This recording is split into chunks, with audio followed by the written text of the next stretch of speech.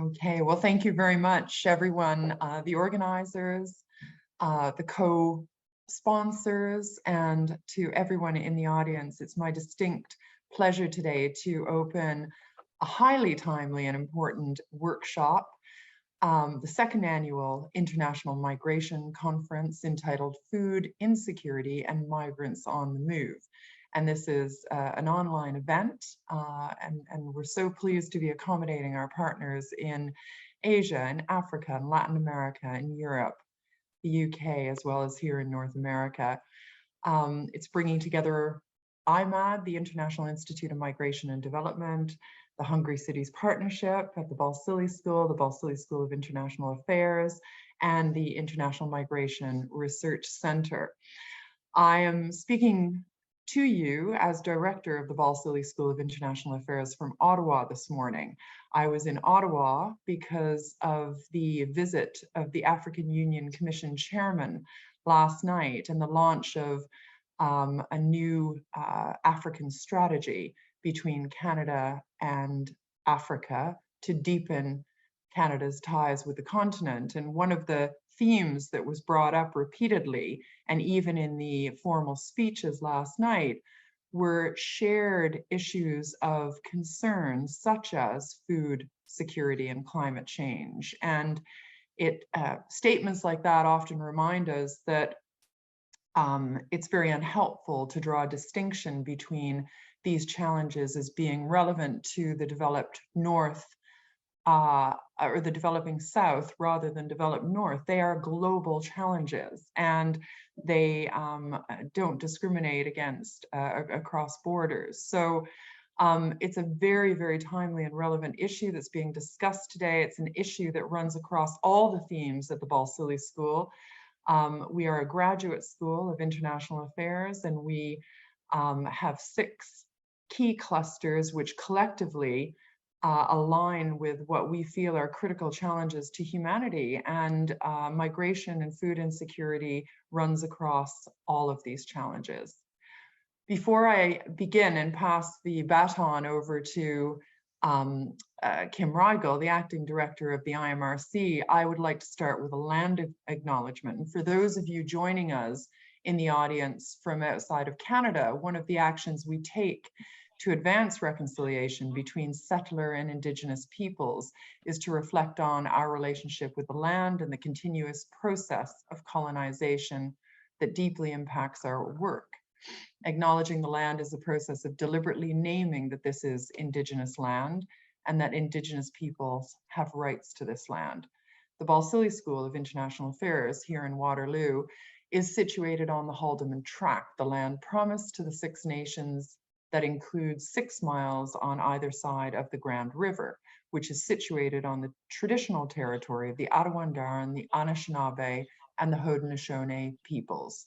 It's important that we here at the school acknowledge the land on which we are situated in all that we do, including very important workshops like this. I wish you all the best in fruitful and critical discussions and debate over the next 2 days, and congratulate the organizers for bringing this important event together. Thank you so much. Kim, over to you. Thanks, Anne. Hello, everyone. My name is Kim Rigel. I'm a professor in the Department of Political Science and at the Balsillie School and acting director of the International Migration Research Center. And I'd like to add my warm welcome to everybody on behalf of the International Migration Research Center. We're located at the Balsillie School at Wilfrid Laurier University. And just a little bit about the International Migration Research Center. We're a hub for scholarship and research, social and cultural debate and policy formations pertaining to international migration. And so we're really, really pleased to be able to help host the 2nd annual International Migration Conference on food insecurity and migrants on the move. And as Anne's just mentioned, a topic that's extremely urgent, in need of research as we talk about a global food crisis. And even just this morning, the new report was released by Food Banks Canada, noting that food bank usage in Canada, across Canada, has been up 35%, with 1/3 of those being children. And of course, we know international students and immigrants have much higher usage than non-immigrant populations. So a very timely timely subject, and really impressive to see so many people, all of you from across so many different locations, and a great, very impressive group of scholars. So welcome everybody, and wish you a very fruitful conference today. And I'll turn it over to Dr. Aruja Rajan, the chair of International Institute of Migration and Development, and to Jonathan Crush, the director of the MiFOOD Network, for their opening remarks.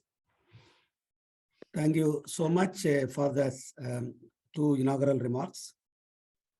And before I give my introduction, I would like to also to say a few words about the International Institute for Migration and Development, which started 5 years back as a think tank. And I took over as a chair last year. And the institute president is Professor K.C. Sakaria, who worked on internal migration over the last 60 years. Currently, he is 99. Just we celebrated his birthday on September 17. He is basically a president of our institute. And we started organizing the International Migration Conference since last year. And this year, we were started discussing internally what topic we can look at it. And then came in because I was advising the Kerala government during COVID wave 1 as an advisor how to handle COVID-19 with the Chief Minister of Kerala. Then we were talking about food there. Kerala is the only state talking about community kitchen. People can walk and come and get their food any places. They were delivering food. And then the Prime Minister of India announced that they are going to give 5 kg rice to all the migrants who are going back per person. And that led to what is called the one country, one ration card. Then we were discussing internally about these food security issues. Then came from the board saying that we have people like Jonathan Crush and Margaret Potter, both are associated with this institute as a honorary visiting professors. So we can't be discussed with them. And then came in again, Jonathan had a huge project where India is a partner to handle this MiFOOD project. Then I wrote to Jonathan that we are planning on second international conference. We'd like you to be part of us. And he did not say even anything. He said immediately he has agreed. And he has agreed not only him, and he also brought the board, the Congress Cities Partnership, and also the what is called the International Migration Research Center, Balsillie School of International Affairs, and the Wilfrid Laurier University itself. I think, and first of all, I want to thank Jonathan for his offer. And we are going to have a long-term collaboration between MiFOOD project as an India partner for the next few years, and we will develop Datta project. And I see that this conference also bringing up people from different parts of the world, not just Asia, Africa, America. I think we are going to have very interesting presentation for the next 2 days. And this is what I would like to say at this moment. And I would like to pass it to Jonathan Crush to say a few words. Thank you, Rajan, Anne, and Kim. I'd like to start by expressing my appreciation to all of those who've made this pioneering event possible, especially to Rajan for proposing this joint conference on this theme, and to his staff at the IIMAD in Kerala for putting the program together, to Anne Fitzgerald and her staff at the Balsillie School, and especially Joanne Weston, who's pulling the strings behind the scenes for us today, and also the director of the IMRC, Kim Reigel, for agreeing to co-host the conference with us. And finally, for the hard work of the MiFOOD Secretariat staff here at the school, including Jenjong Si, Sujata Ramachandran, Ning Dai, and Maria Salamoni. So a word about the MiFOOD Network. It's an offshoot of the Hungry Cities Partnership, which is the co-organizer and host of this conference. The Hungry Cities Partnership was founded in 2015. It's an international network of partner organizations which focuses on the relationships between rapid urbanization, urban food systems, and population movement in the Global South. The partnership conducts collaborative research, training, and advocacy with the objective of providing innovative solutions to the challenges of building sustainable cities and migration and food security policies and programs that promote food security in migrant origin and destination communities and corridors. So in 2021, the partnership was awarded a SSHRC partnership grant for a new 7-year project entitled South-South Migration and Migrant Food Security in the Global South. And this, in terms of the institutional organization, is the MiFOOD Network. Jenjo, if you just put up the slide. So this MiFOOD Network is fundamentally a partnership. There are 22 partner institutions and 90 researchers, faculty researchers in 13 different countries. Just moving from left to right, there are 4 main partners on the Canadian side: Laurier, Balsillie School, University of Waterloo, and the University of the Fraser Valley in British Columbia. We also have individual faculty participants from other Canadian universities, including Carleton, University of Toronto, Western, and University of British Columbia. The central part are the partner institutions in Global South, the University of the Western Cape in South Africa, UNAM in Namibia, UEM in Maputo, Mozambique, University of Ghana, University of Nairobi, University of the West Indies in Jamaica, UAM in Mexico City, USFQ in Quito, Ecuador, HBKU in Qatar, IIMAD, of course, our partners here in this conference, Nanjing University in China, and the National University of Singapore. We also have a series of partnerships with international organizations and networks. They're on the right: the International Food Policy Research Institute, the Sustainable Development Solutions Network, MIDEC, and then 3 UN agencies: the International Organization for Migration, the Food and Agriculture Organization of the United Nations, FAO, and the ILO, the International Labour Organization. So that's the MiFOOD Network. On behalf of all of the partners in the network, I'd like to welcome the 80+ registrants from near and far to this important event. We've organized the program into 4 panels on different interrelated themes. Today, we've got 2 panels. The first, chaired by Rajan, is focused on COVID-19, food insecurity, and South-South migration. The second, chaired by Zhenjiang, is on refugee food insecurities. So each panel will have 3 presentations rather than the advertised 4 due to some no-shows. And chairs can exercise their discretion, allow the speakers an extra few minutes if they so desire. So tomorrow we'll have another 2 panels. The first on migration and urban food precarity, chaired by Margaret Walton-Roberts, and the second on rural-urban linkages and food security, chaired by Sujata Ramachandran.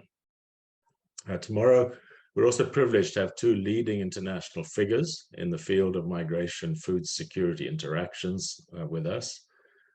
Professor Kavita Datta of Queen Mary University of London in the UK is our keynote speaker tomorrow morning.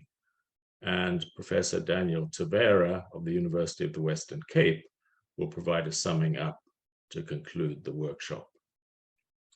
So at this point, I'll pass the mic back to the chair of the first session, Dr. Rajan, to introduce the first panel. So back to you, Rajan. Thank you so much, Jonathan, for introducing the partners as well as introducing the conference. As assisted by Jonathan, we have 4 sessions. We are going to start the first session now.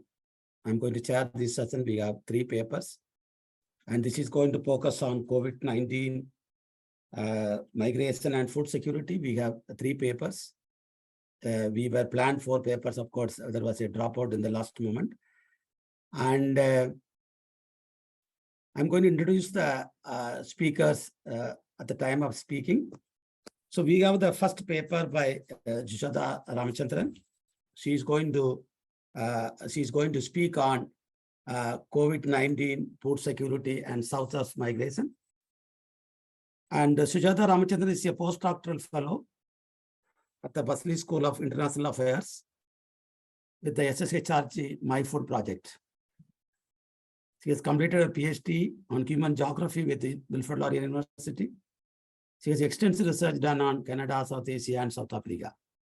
Sujata, like we are thinking now, everybody can take 20 minutes instead of 15 minutes because of the dropout. So you have 20 minutes to speak on that, and we will have a question answer session. You can use the chat box to put your question or the question answer places, and then we will pick it up the question to to go to the speaker after the presentation. So we'll have a continuous presentation. All the three will continue. Then we will have a question answer session. Sujata, you can start now. Thank you, Dr. Rajan. Let me just share my screen. Okay, so sorry for the delay. Good morning, good afternoon, and good evening, everyone. My presentation is based largely on the findings of a MiFOOD working paper, which was written by Professor Crush, Dr. Diana Thomas, who was earlier at the Balsillie School, and myself. It examines the broad impacts of the COVID-19 pandemic on cross-border migration and food security in the context of South-South migration. Next slide, please, Ning. So in its latest World Migration Report, the International Organization for Migration, or IOM, has characterized the COVID-19 pandemic as a great disruptor of short and long-term cross-border migration and mobility. And this disruption has occurred in a variety of diverse and complex ways. In the initial stage, cross-border movement declined drastically as most countries sealed their borders to the entry of non-citizens or migrants to limit the spread of the virus and impose travel bans. Return migration of migrants to their sending country was encouraged. The imposition of global travel bans and border closures also left a significant number of migrants stranded, such as seasonal workers, international students, and temporary migrants. After the initial stage, vaccine mandates and other requirements, such as negative COVID-19 tests, have continued to negatively affect these flows. The other effect on migration and mobility is that the demand for migrant labor remains weaker, particularly in areas that receive very large number of migrant workers, such as the Gulf Cooperation Council countries, and the flows remain much well below pre-pandemic levels. In some settings, the pandemic has intensified those pre-pandemic structural fragilities, and Sri Lanka is a very good example. The decline of tourism and return of migrants has triggered an economic crisis, which is now going to result in new out-migration to other countries. Next slide, please, Ning. Now, to illustrate the extent to which the COVID-19 related restrictions affected cross-border flows, I have included some data in this slide on the entry of non-citizens or migrants at the land border posts and airports in South Africa in 2019 and 2020. This is based on data released by Statistics South Africa. These are documented arrivals at border crossings at ports of entry. South Africa is a major migrant receiving country in Southern Africa, and migrant arrivals were generally witnessing an upward trend before the pandemic. This pattern changed abruptly in March 2020 when South Africa imposed a lockdown and closed its borders to non-essential travel. Between April and September of 2020, there was an average 95% decline in migrant arrivals in comparison with the previous year. And our understanding is that they have not recovered to the pre-pandemic levels as well. Next slide, please. So the pandemic has produced disproportionate adverse impacts on the employment and livelihoods of various categories of migrants. In many countries, migrants are overrepresented in precarious formal and informal jobs that were deemed inessential in the context of pandemic, especially when the lockdowns occurred. Agriculture, mining, construction, hospitality, food services, manufacturing, domestic work, and informal vending were particularly hit sectors. Those who faced previous disadvantages in the labor market, such as migrant workers, have experienced higher employment losses as compared to other groups. In sub-Saharan Africa, migrant workers and cross-border traders have been heavily impacted by the border closures. In the case of the cross-border trader, the negative COVID test requirement at each entry in countries such as South Africa and costs involved in testing significantly affected their livelihoods.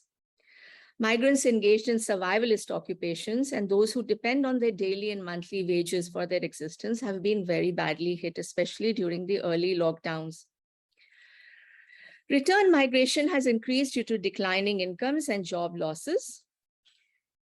To cite an example, data released by India's Ministry of External Affairs indicates that by early March 2021, 3.2 million migrants working in the Gulf Cooperation Council or the GCC countries had returned to India under the Vande Bharat mission, and a vast majority of these migrants were required to pay for their return airfare. There have also been gendered impacts. Female migrants have been especially negatively affected, and this is because they are overrepresented in professions such as social care and healthcare work, which have been frontline occupations during the pandemic. So, for example, many migrant women working as domestic workers lost their jobs due to fear of transmission. According to the latest ILO report, labor market recovery from the pandemic is expected to be weak through 2023, and the Ukraine crisis, rising costs of food and fuel are affecting this recovery. Next slide, please. Another key component is access to healthcare and social protection. We know that as non-citizens, many categories of migrants have much more limited rights and access to healthcare and social protection benefits. And even when they have access to these rights that has been extended by law, it may not necessarily occur in practice. Migrants face institutional and other barriers to access these services, and this was already the case in the pre-pandemic period. Work done by Professor Crush and our other colleagues have shown that migrants in South Africa, for example, are deprived of access to healthcare due to medical xenophobia. Certain categories of migrants, particularly irregular migrants without status, may have been unwilling to seek medical and other help for fear of apprehension and deportation. Migrants are also concentrated in professions that overexpose them to contagion, especially healthcare and work in the informal sector. This is especially the case when they have weak access to PPE and other safety equipment to prevent the spread of the virus. So South Africa, as an example, South Africa offered COVID-19 social relief of distress grants to those who had lost their jobs during the pandemic. It was a very small amount of about 350 rands. And several categories of migrants and refugees were in fact eligible. Registered status refugees, registered asylum seekers, and also 3 categories of migrants under special dispensation programs were eligible to receive this benefit. Early results have shown that very few migrants actually received the benefit, likely due to institutional barriers. And data released by the Department of Social Development, which actually distributes these grants, also showed that men were the greatest beneficiaries. This is largely because women who were receiving child grants were automatically excluded, even if they had lost their other sources of income. Next slide, please. So the COVID-19 pandemic has drawn global attention to the neglected linkages between migration and food security. One of the major consequences of the pandemic and restrictions on migration and mobility is the expected major increase in global poverty and food insecurity, especially in migrant-sending communities, countries, and regions. We know that the pandemic has been described variously as a twin pandemic of COVID-19 and food security, and more recently as the hunger pandemic, in which growing hunger and malnutrition and emergence of hunger hotspots or areas with acute insecurity are key features. An important question here is the extent to which the pre-pandemic vulnerabilities of migrants has increased food security at large, and also the extent to which the pandemic-related circumstances have intensified levels of food security among migrants, migrant households, and migrant-sending households and communities since March of 2020. And again, the evidence shows that by disrupting earnings through layoffs, COVID-19 has increased the vulnerability to food security among migrants in destination countries and remittance-dependent households. Although the decline in remittances was not as much as was anticipated, the economic shocks of unemployment and disappearing jobs associated with COVID-19 in migrant sending areas will impose a heavier burden on migrants to remit to their sending households, negatively impacting their own well-being and food security. Next slide, please. I conclude my presentation with two broad observations. First is that the COVID-19 crisis has weakened the progress made towards the Sustainable Development Goals, and it presents new challenges for achieving the goals and objectives for the UN Agenda for 2030. This applies to a number of key SDGs, including SDG 2, which aims to eliminate food security through zero hunger and all forms of malnutrition. Migrants are part of the vulnerable groups whose lives and livelihoods have been negatively affected in drastic ways in many cases as a result of the pandemic. The final 2 points are that this crisis has underscored the need to document the effects of the pandemic on various categories of migrants, and also the need for migrant inclusive policy to design post-pandemic recovery. Thank you. Thank you so much, Sujata, for your presentation. I think you have brought out basically a good background for this seminar on South-South migration, food security. In addition, I can also see that you have brought out on return migrant remittances and unemployment. And if you look at it based on the study we have done in Kerala after the COVID-19, especially on the return migrants, many of them have not even received salaries. And what we call them wage theft. I think what will be the impact on that on the food security? I think we are doing some studies on that, because if you have no money, how are you managing the food during the COVID-19, during the lockdown? I think we are going to open up new Pandora boxes on how people even starve during the COVID-19, because nobody wants to report. But when we talk to some of the return migrants, they feel shy to say that they were starving, because they never had that issue, because they were all earning good money in the Gulf countries, some countries, I think this is something we have to really look at it. Thank you so much, Sujata, for the presentation, and we'll come back to you once we get questions, answer, and then come back to you more clarifications. Now we are going to, and you're done on time. I'm very glad I didn't say even time is up. It's very good by the first speaker. So we have the second speaker, Professor Srin Ray, and she is going to speak to us on COVID-19 migrant household, social reproduction, and food security. I think it's another fascinating paper we are going to have from Professor Srin. And Professor Srin is currently a professor at the Department of Politics and International Studies in the University of Warwick in Coventry in England. Quickly, she is going to move to, she will join at the School of Oriental and African Studies at the University of London. So she will have a quick migration from one place to another place. I think we are all migrants in one sense. And she works on different fascinated subjects. But when I look at her bio, I thought I should not talk about her more, but I thought she worked exclusively on gender, governance, and development. I think we have very few people look at governance. And another one, gender and political institution. I think with this brief introduction, Professor Sreen, you can speak on your paper. Thank you, Sreen, for joining. Thank you so much for that introduction, and thank you to the organizers for this really fascinating workshop. And I'm so glad to see MiFOOD sort of, developing its work in such a wonderful way.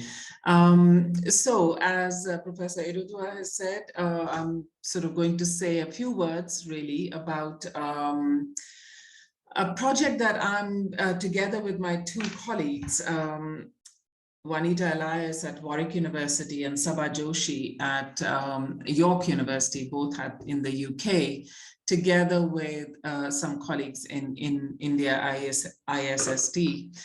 We are trying to develop a project based on the work that we have already been doing in the area of social reproduction. So as the previous paper has so wonderfully outlined, I think that the two papers kind of, fit together really nicely. Migration during COVID presented itself as very different, but also had a long sort of history attached to it. And so I won't go into that because that's already been done in such a good way. The second thing to say, again, underlining the previous paper, is that the migration from international as well as urban centers back to rural areas under very tough conditions of lockdown, of forced reverse migration, generated a kind of violence which we need to take into account when we are thinking about our project.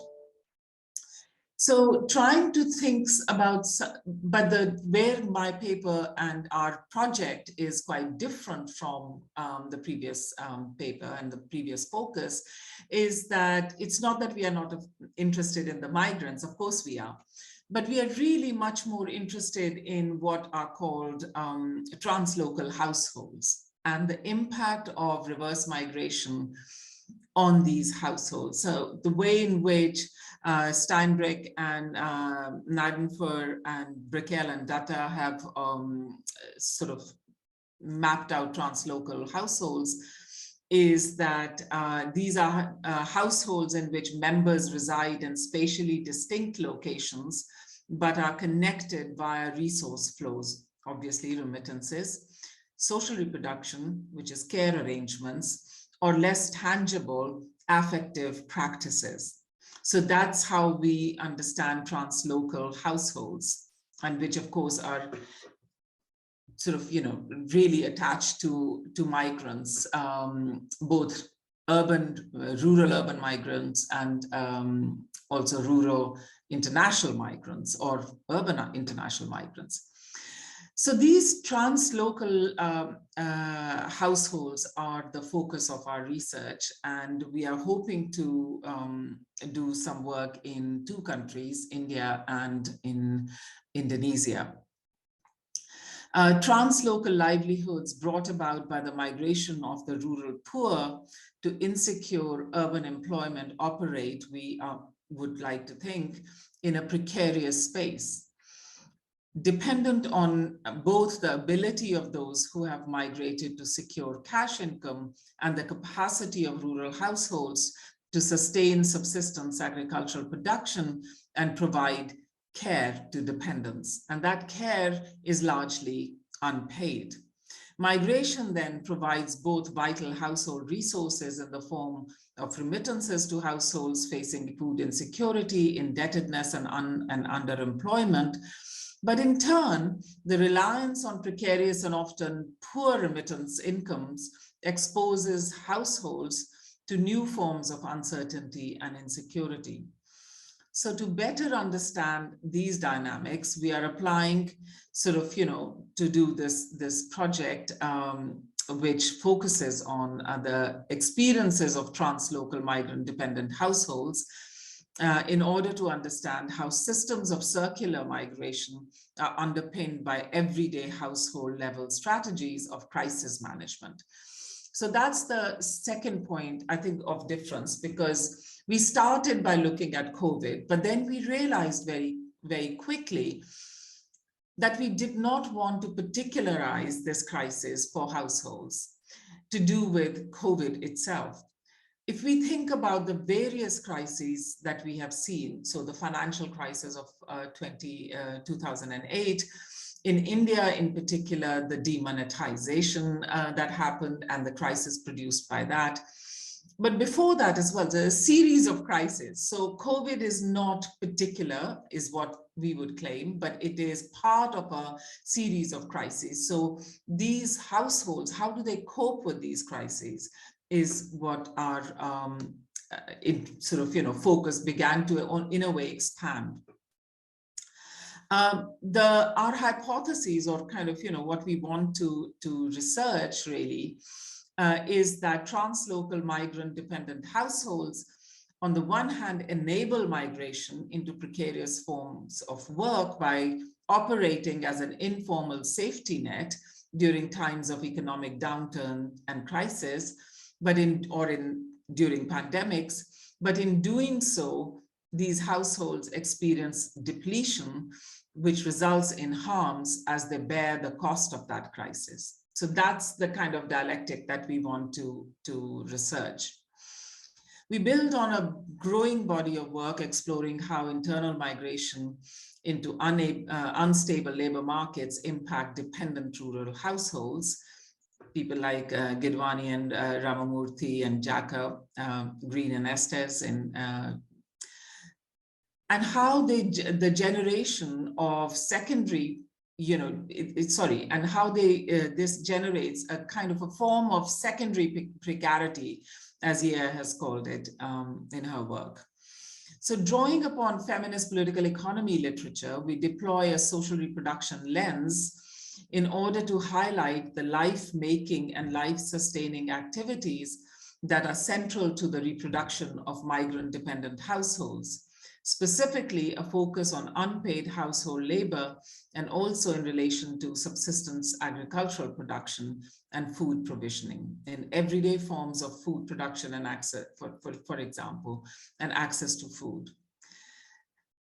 And what we want to explore then is the extent to which these households, these translocal dependent households, migration dependent households, emerge as sites that are progressively unable to ensure the reproduction of their everyday food security and care needs, affecting both individuals and communities over space and time. Building on this literature again, we examine how households have and continue to absorb the costs of crises experienced in both rural and the urban economy. So our aims really very broadly are to examine, investigate practices of unpaid domestic labor and experiences of food insecurity. Secondly, to better understand how governance of migration has affected not only migrants, but also their households and communities. I mean, if, for example, we think, you just heard, I love the idea of sort of collecting data at the airports to see who came in at that time and how they were made to come in and under what conditions were they made to come in. That's all to do with governance of migration. But it's not just the migrants that are being affected by that, but it's also obviously their households that are being affected by that. And Joanne Conahan has talked about the ripples of harm. And I think that's a really good way of encapsulating that the harm that the migrants experience, their families also experience in the household. So that ripple of harm sort of, becomes broader and broader, but it takes also different forms. So we are interested in harm, but in these ripples of harms, to use Joanne Conahan's work. The study then, in our project, we asked not only how crises such as COVID-19 pandemic disrupted cycles of migration, but how crises intensify existing everyday experience of precarity and depletion, food insecurity, gender inequalities, and social exclusions of these households and communities. And finally, to develop strategies that promote the resilience and well-being of translocal migrant-dependent households through community and state-level interventions. Irudaya, could you let me know when I need to finish, please? You can speak another 5 minutes, no problem. Okay, thank you. So what we are hoping to do is to contribute to an interdisciplinary literature on migration and capitalist transformation in the Global South through a detailed empirical examination of everyday practices. So we are connecting the governance of migration with sort of, everyday practices and the governance of the household as well, therefore. So furthermore, by analyzing these as a set of gendered processes characterized by aggravated burdens of care work, typically done by women and the elderly, and normative gendered ideologies, we hope to build upon and develop long-standing research into the impact of migration on those left behind. Our focus on food security is something that we have actually started thinking about as a result of MiFOOD, in fact. And because actually to understand everyday processes and practices of households, we thought it would be really important for us to see not just about food as something to access for consumption, but also for small families, for rural families, to think about that as production practices. And how, in fact, migration, outward migration, sort of, might provide you with remittances, but also takes away labor. Now, of course, we also know that poor households very often have either very little land or maybe no land. So how do households cope, those who are left behind in the rural areas, how do they cope with this exit of migrant labor, exit of labor from the household, right? So that's something which obviously directly affects both the consumption, but also the production of food. And of course, Jonathan's work in particular calls on all of us for more work on links between migration, development, and food security. And we are being guided by this insight. So I think in conclusion, we've just started this work and we are hoping to put in for a big grant to get it. We have just done a small study and we are in conversation with colleagues who will be helping us with this, and I'll be knocking on several doors in this group. But really, I just wanted to say that our focus is sort of, moved from the migrants to the households, from governance of migration to governance of households, and from the precarity of life among migrants and also reverse migration, but also to the precarity of households who are in themselves supporting that, the status of the migrant. So I think I'll close here, and I'd love to hear comments on this, because as I said, this is just a start of a project. Thank you.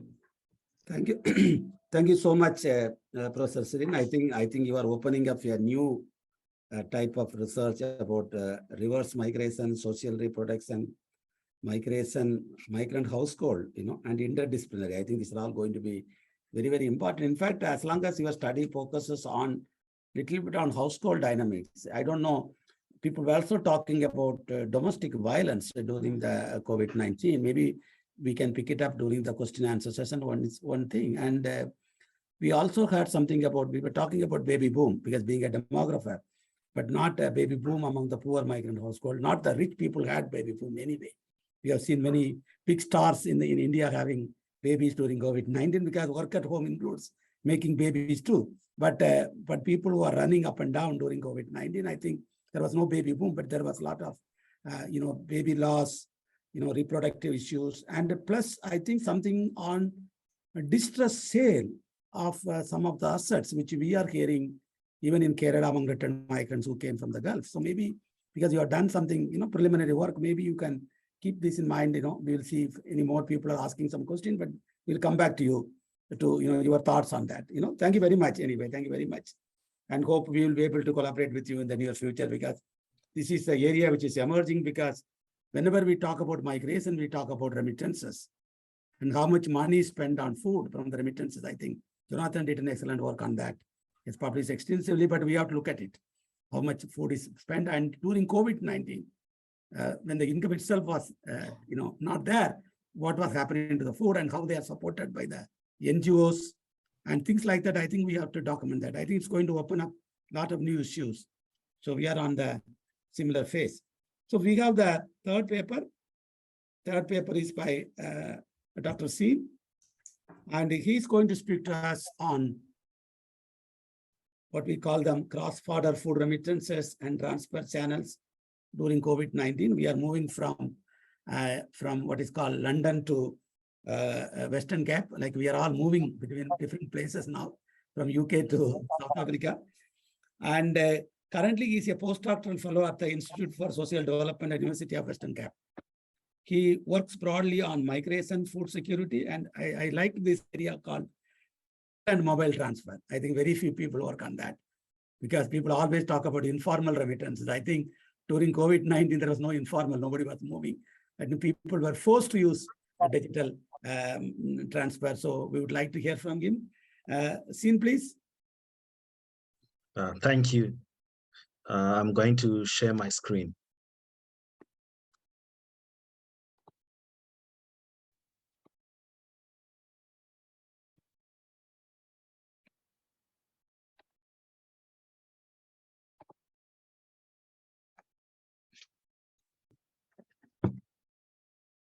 The presentation is on cross-border food remittances and transfer channels during COVID-19, using the case study of Zimbabwean migrants in Cape Town, South Africa. The outline of the presentation includes the introduction and the background study area and methodology, key results, and conclusion. Debates and studies on migration, remittances, and development have highlighted insights on the significance of international remittances from migrants for poverty reduction, food security, and improving the livelihoods of households left behind in the country of origin. The movements of international cash remittances demonstrated resilience in the COVID-19 pandemic and appeared to recover from the 2020 economic shocks. For example, this was illustrated by the formal remittances transferred to low and middle income countries in 2021, which were projected to have a 7.3% positive increase compared to the previous year. Studies have highlighted that in the backdrop of the persistent economic crisis in Zimbabwe, remittances are crucial for access to basic needs such as food, health, shelter, clothing, and education. Noteworthy, literature and research on remittances generally describe remittances as both cash and non-cash transfers or in-kind remittances such as food. However, scholars have emphasized that cash remittances have received more attention than non-cash remittances such as food remittances. This is striking considering that food remittances play an important role in household food and nutrition security in the global south, especially in a country such as Zimbabwe, facing severe economic circumstances. Thus, there is a need to address the research gap on non-cash remittances such as food and their characteristics and impact. The study intends to contribute to the debates and research on migration, remittances, and food by examining the evolving trends, opportunities, and challenges linked to the channeling of cross-border food remittances in sub-Saharan Africa.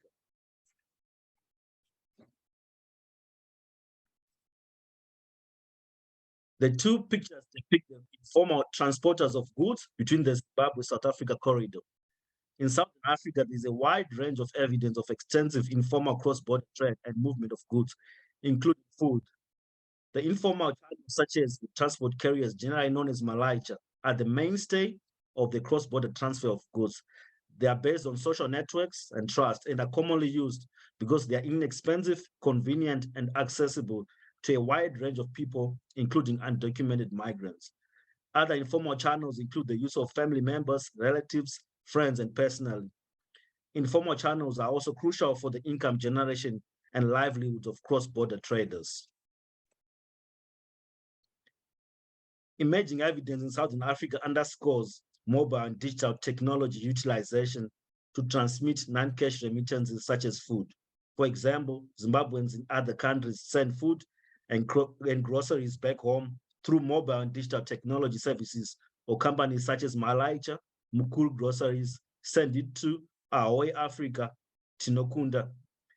Digital and mobile technologies for transferring remittances are crucial, especially because of financial inclusion of undocumented migrants and informal traders who can access the services, specifically low-cost transactions, even without immigration documents. The utilization of mobile and digital technology to transmit non-cash remittance such as food involves downloading applications on mobile devices, signing up, shopping online, making digital transactions, ordering and paying via this banking system or electronic funds transfer, or settling the bill at retail shops. Concerning the collection, after the senders complete the transactions, the beneficiaries instantly receive reference numbers via text. The beneficiaries can immediately go to specified stores or retailers in various provinces in Zimbabwe to collect their groceries using reference numbers. Truck stops and doorstep deliveries across the country are also available. The availability of the services across the country emphasizes their spatial reach. The study was conducted in various sites in the northern and southern suburbs of Cape Town, South Africa. The city is one of the urban spaces in the country which are attracting international migrants, including Zimbabweans, who migrate in pursuit of economic and employment opportunities. To guarantee diversity, the Zimbabwean migrants were from diverse backgrounds, such as occupations, income brackets, age, and gender. The study is based on a mix of questionnaire surveys and in-depth interviews.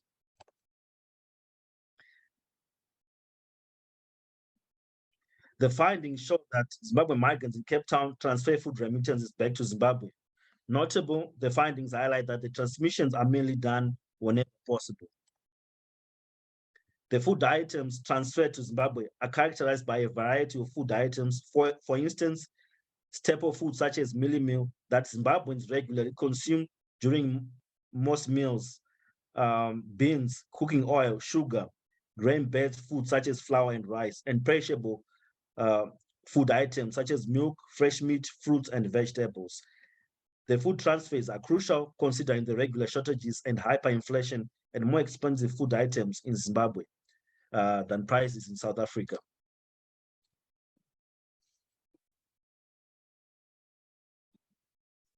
The Zimbabwean migrants utilize various channels to transfer food remittances. They include informal channels such as transport carriers, family, relatives, friends, and personally. Striking narratives of the Zimbabwean migrants underscored various coping strategies and uncommon methods to transport food and groceries to Zimbabwe, such as the use of funeral companies that were permitted to operate and repatriate the deceased during periods of hard lockdowns and mobility controls. Other informal pathways include smuggling, permitted commercial transport, and the use of transport carriers in periods when lockdown measures were relaxed. Mobile and digital technology-based channels are also utilized. The findings indicate the shift to mobile and digital technology channels because of the COVID-19 pandemic impact and the disruption of the utilization of informal channels. The accounts of the participants underscore that mobile and digital technology-based channels are speedy, user-friendly, and reasonably priced. The study also showed that informal channels are primarily used because they are affordable. Also, mobile and digital technology-based channels are largely utilized because they are accessible, reliable, particularly their availability when informal channels are disrupted. Other factors influence the decision to use specific channels. First, social media networking interactions, posts and news assisted in finding accessible and convenient channels. Second, transfer costs and convenience were crucial. Additionally, the distance between Cape Town and the Zimbabwean border is roughly 2,000 kilometers and almost 2,600 kilometers between Cape Town and Harare, the capital and largest city of Zimbabwe. Therefore, in the context of the COVID-19 pandemic, border delays, border closures, and mobility restrictions, it took several days for goods to reach the beneficiaries. In terms of the drawbacks, informal channels were associated with channels such as destroyed, broken, missing, lost, installing goods, and no refunds. Delivery delays also common, especially considering the border delays, border closures, lockdown, and mobility controls. The mobile and digital technology-based channels had shortcomings such as groceries being out of stock and alternatives such as getting a refund, getting substitute goods, or waiting for new stock to arrive. Other challenges included transaction problems, limited access to mobile devices, smartphones, internet connectivity, and power. Also, mobile and digital channels are more expensive than informal channels, and also bureaucratic registration, which can be challenging for undocumented migrants. The key takeaways from the study include the following. First, food remittances are crucial for the food and nutrition security of migrants back in the places of origin. Second, non-cash remittances such as cross-border food remittances have been neglected and receive limited attention. There is a need for more policy attention and research on food remittances and their nature and impact. This study is one of the evolving literature that attends to the research gaps and examines and highlights insights into the features and characteristics of cross-border remittances. Third, a crucial finding was that the informal channels are still the mainstay and the leading channel for cross-border food transmissions because they are inexpensive compared to other channels that are widely accessible to unbanked and undocumented migrants. Finally, striking was the evolving trend of mobile and digital technology that facilitated the transfer of food remittances, specifically during the peak periods of COVID-19 pandemic that led to lockdowns, border closures, mobility controls, which disrupted other channels. The use and appetite for mobile and digital technology are expanding and have the potential to increase gradually. Thank you.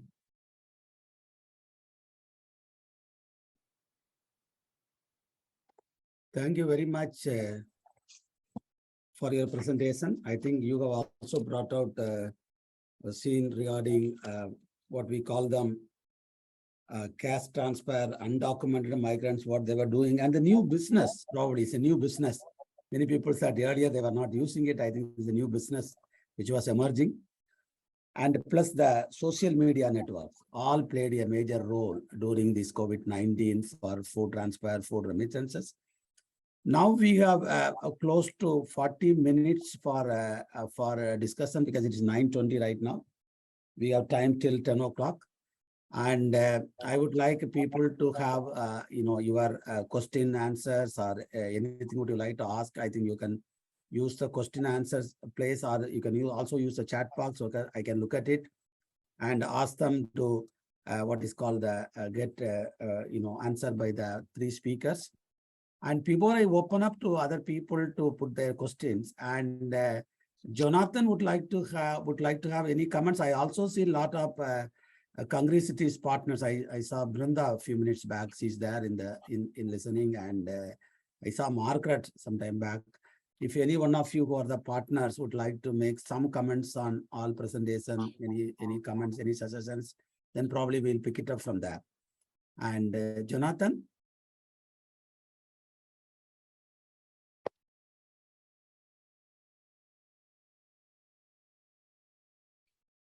Jonathan, would you like to have any comments? Or I would like to, Jonathan or any other people, you have any comments, you can write in the chat box so that we can look at it and, ask these speakers. In the meantime, and I would like, before everybody start looking at it and ask questions, maybe I would like to give maybe 5 minutes each for all the speakers, Sujata, Srin, and Sen. I just got one question. I will look for it. I'll organize the question now. So, Sushada, Srin, and Sheen, you can take another 5 minutes each of you. Think that you have missed anything, or you want to add something, or based on the other 3 presentations, like what Srin said, no? Sujata was, like we are put in the right space in this session. Something you want to add, we will start with Srin, then Sujata, and then Srin. Srin, can you, another 5 minutes, that you missed something, or you want to add something, Srin? Yeah. No, I think that what is really nice is that the 3 papers work quite well together, and I really learned a lot from Sujata and Sean's paper. For me, the point that you raised actually was something that I wanted to pick up on, which was on domestic violence. Because when we think about the shrinking of space, so one of the things that we are hoping to do is to think about this household through a kind of interdisciplinary work, but also by looking at what we call a framework of space, time, and violence. So how does space shift under crises? So of course, COVID was particularly difficult, right, because of lockdowns. And so I don't really know yet, and you might be able to tell me whether the lockdown affected rural households the same as urban households, right? But space definitely changed. The travel, etc., changed. So what does that mean when people are forced to be in a very small, very poor space together for long periods of time, right? Also time shifts, right? So there's some of the work that we have done on care during COVID showed how time both stretched a lot because people weren't able to see each other. So how do they spend their whole day became different, to the way time became very stressful for people because they had to negotiate space in very crisis-ridden times. So, how does time and space shift under crises? So I was thinking that domestic violence, it's not surprising that domestic violence increases. And I think Oxfam has done good work on that as well in India. How domestic violence and unpaid labor are connected, and care work, that they increase when space is locked down. So some of those questions, distress sale, of course, absolutely. And also, but I didn't have, I thought your thing about baby boom was absolutely correct. It's baby boom for some and not for others. But I think that where the 3 papers connect is that I'm looking at it now more and more, though we were very concerned about COVID, that's where we started at. But I want to contextualize COVID in a broader understanding of crisis. And when I heard Sean's paper and on Sujata's paper, it became quite clear to me that how food insecurity is not just to do with this crisis, but all crises. So I'll stop. Yeah, but I will put some question, but you can come back later to think on that. Probably this is the first time, as I see it in the history of return migration, especially the reverse migration. Most of the workers came, what I call them, empty-handed. This is something.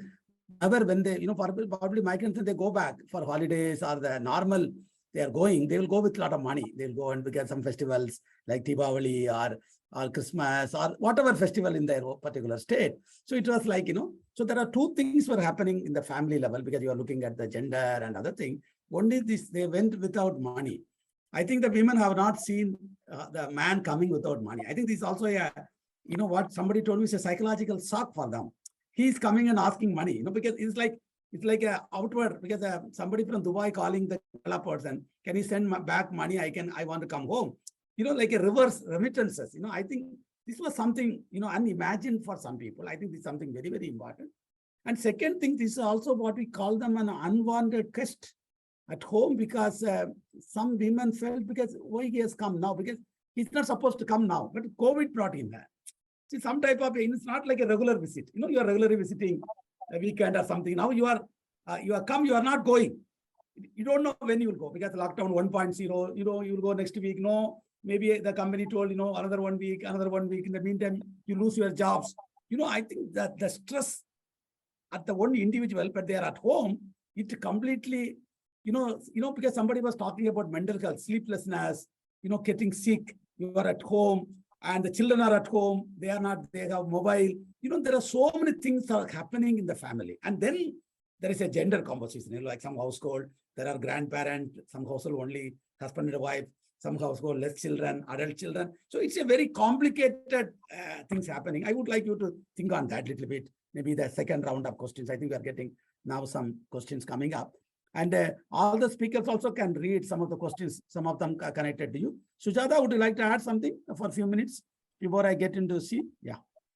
I actually had some questions for Shireen and also for Sean. I really enjoyed the two other presentations. I've had the good fortune of reading Sean's work in the past, so I'm familiar with it, and I'm looking forward to seeing it published as well. And as Shireen said, they fitted really, really well together. I have two questions for Shireen. Shireen, where did you do your field work? What was the choice of the geographical area where you did field work? I think I missed that. The second question is, can we compare the pandemic as a crisis to other crises? I think this is an important question. Largely, you know, we recently had to do a paper on the pandemic, the effect of the pandemic on migrants, and we immediately wanted to invoke the metaphor of the crisis. But the nature of the crisis, the way it unfolded, the kind of unpredictability, the suddenness, the uncertainty, the unknowability, the measures that were imposed so quickly. I mean, can you compare that to financial crisis, for example, in the past? I think that's a very critical question. So we have to then distinguish between different kinds of crises. This is an important question if we are to believe that such kind of pandemics will be the new normal in future, and we have to think of ways to, you know, plan for it in the near future as well. I think those are my two questions for Shireen. And after she answers it, I'll ask his question. And Shireen, I'll give you some time to answer this question. Just, I know you can also look at the chat box. There may be something more. I think added to that, I think this crisis, because as I believe that we had, of course, India had several crises prior to COVID-19, like demonetization, so many other things were happening around, you know. And if you look at the international global crisis of 2008, or the crisis which is happening between Russia and Ukraine, is also one type of crisis. It has an impact on some countries at least, and also like global, there are issues related to that, especially on, I think. And do you believe that this COVID-19, of course, this question to all the speakers and also some of the audience, because I believe, you know, COVID-19 is basically a health crisis. It's a health crisis, but unfortunately, the policymakers and others, the measures we have taken to control this COVID-19, and we converted the health crisis into the migration crisis. But there's nothing on migration there. Only what we felt. I think we are advised rightly or wrongly, I don't know, because I was talking with some of the Indian people, you know, when our Prime Minister of India announced the lockdown, India had only 500 COVID cases, and Kerala was number one anyway. So with 120, and Maharashtra was number 2. But then when the lockdown 1.0 was announced after 3 weeks, COVID was increasing. So COVID were moving, only we were not allowed to move. I think this is very, I feel very sad, because you allowed the disease to move throughout the country, whereas the people, you have made them immobile.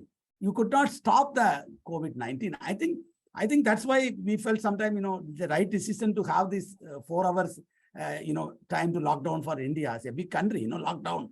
You know, it's a very big country. We know the crisis anyway.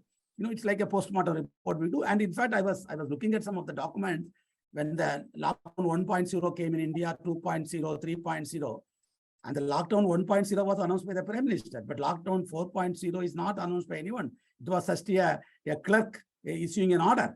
So no, they are not coming out to say that we are going to extend another lockdown. I think that's a failure in the sense, one sense that we could not control COVID-19. India is globally now number 2 or number 3. I don't know. We don't look at it now, the COVID-19. Still COVID is moving around in Delhi and every place, including in Canada, every place, people still have COVID. Am I right? So I think this is something we have to also discuss about the, compared to the other crises, maybe something we should look at it. I'll give some few minutes to Seen before.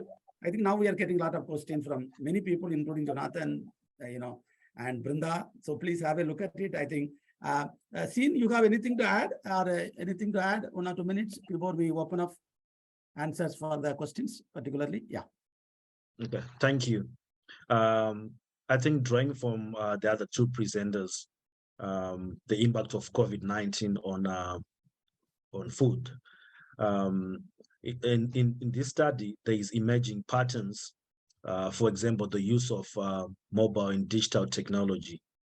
It is, I think it is crucial for more research and policy attention on how, for example, the digital and mobile pathways are financially including migrants, the financial inclusion of migrants and informal traders.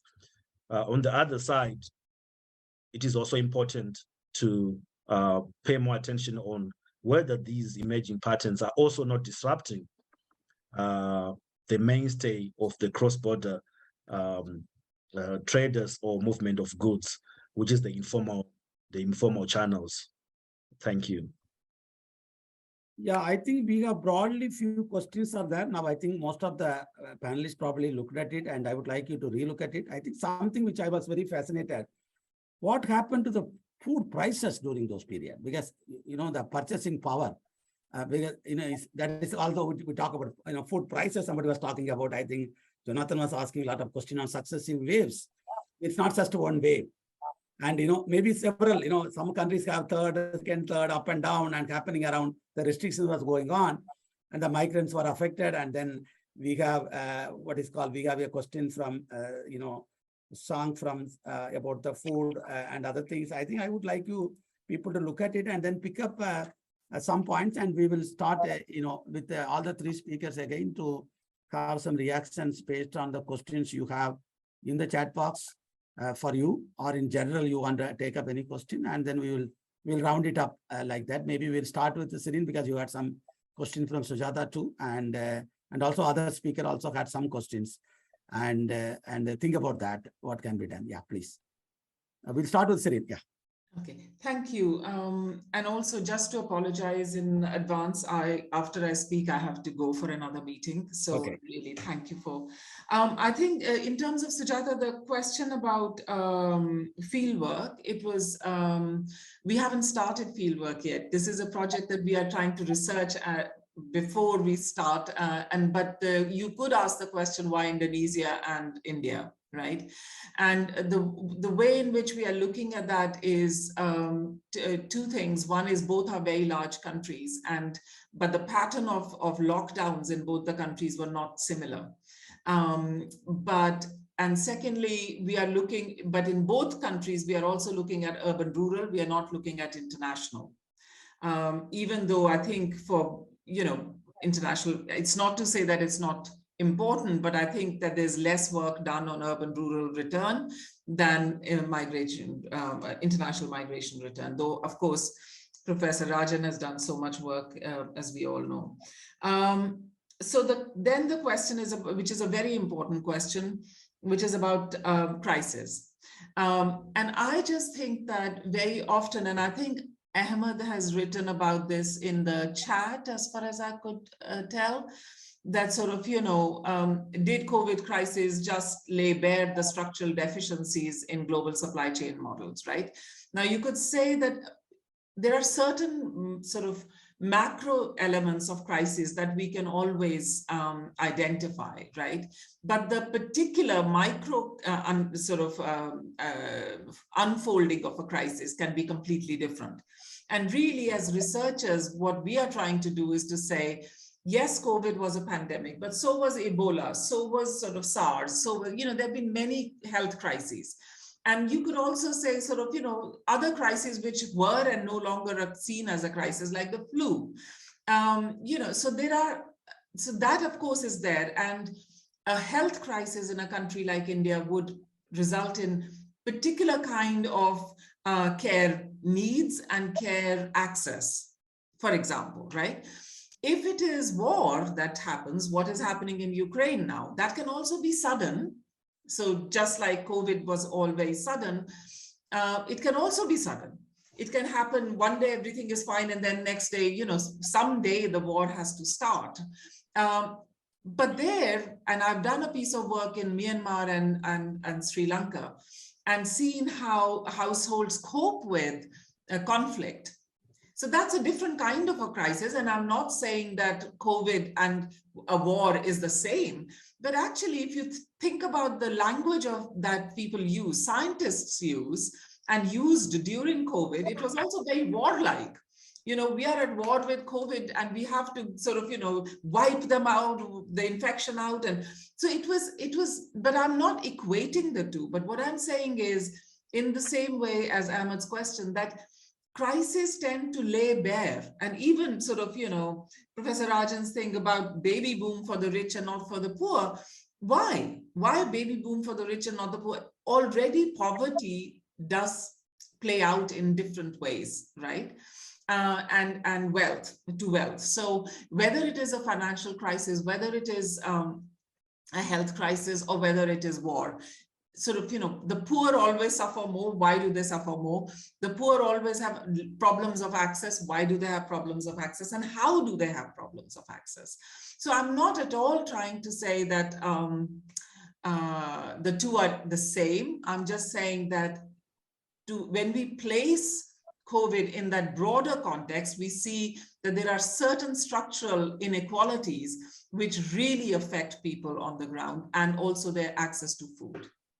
But Srin, that before you leave, I think we had a seminar yesterday, spoke on India's food security, like a state of art paper we presented in the in this MiFOOD seminar series yesterday.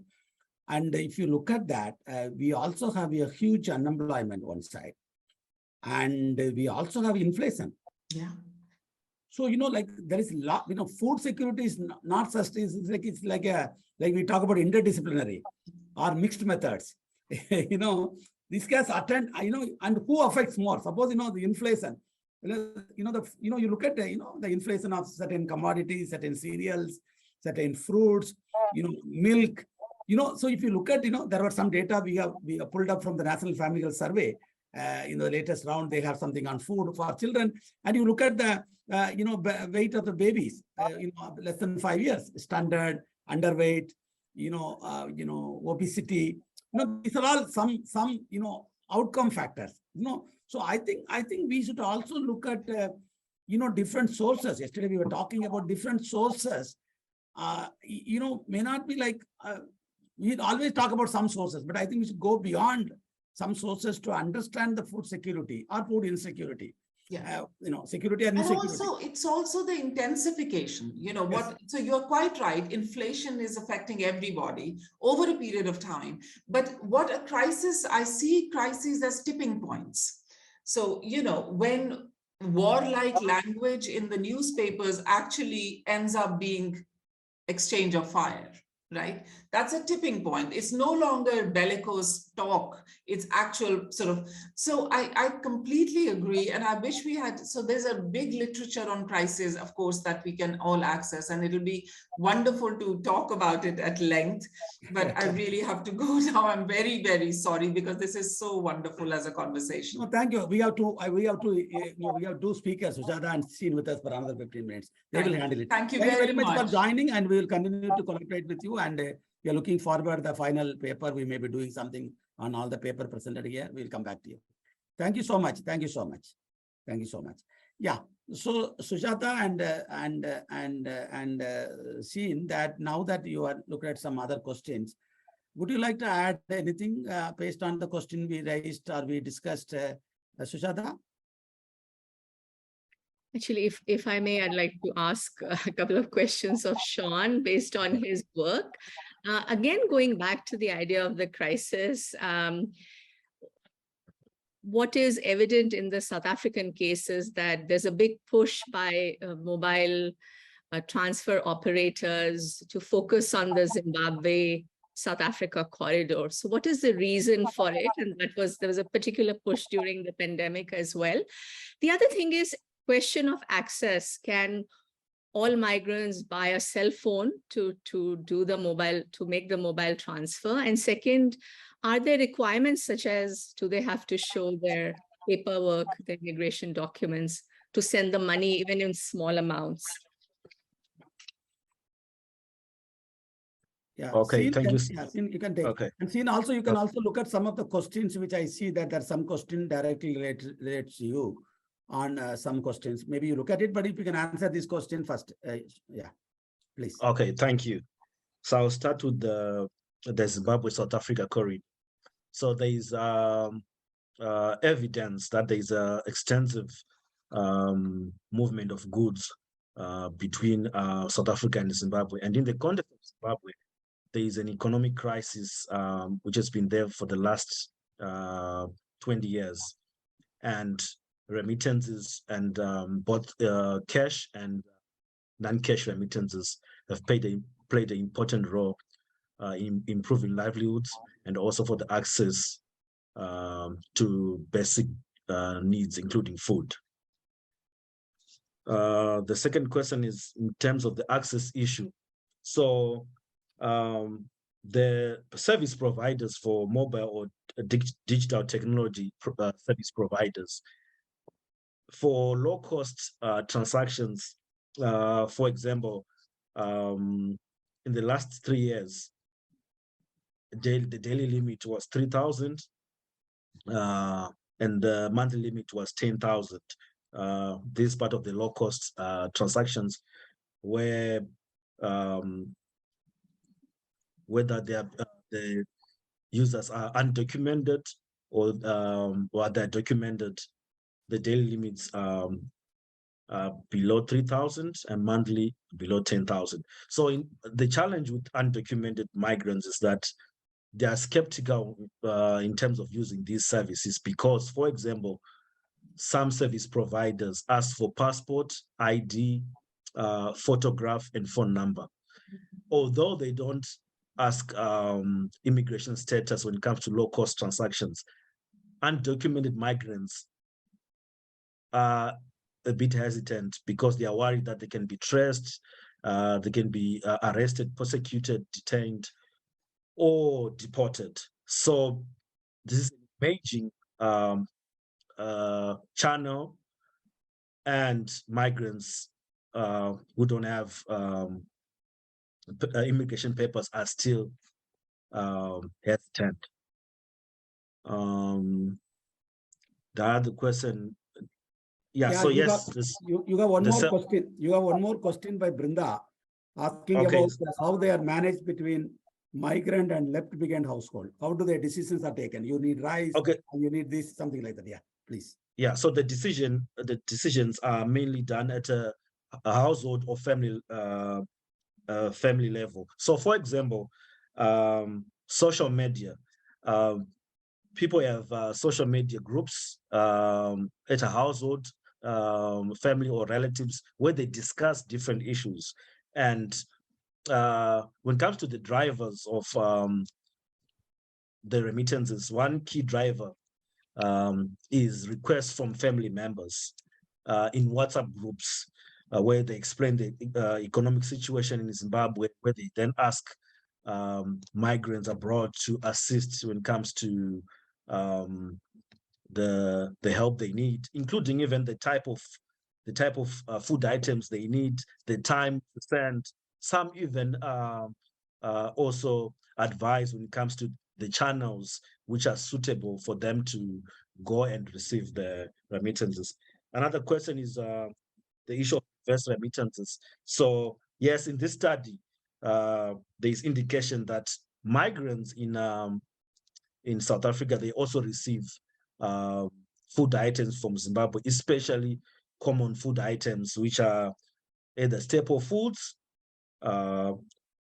or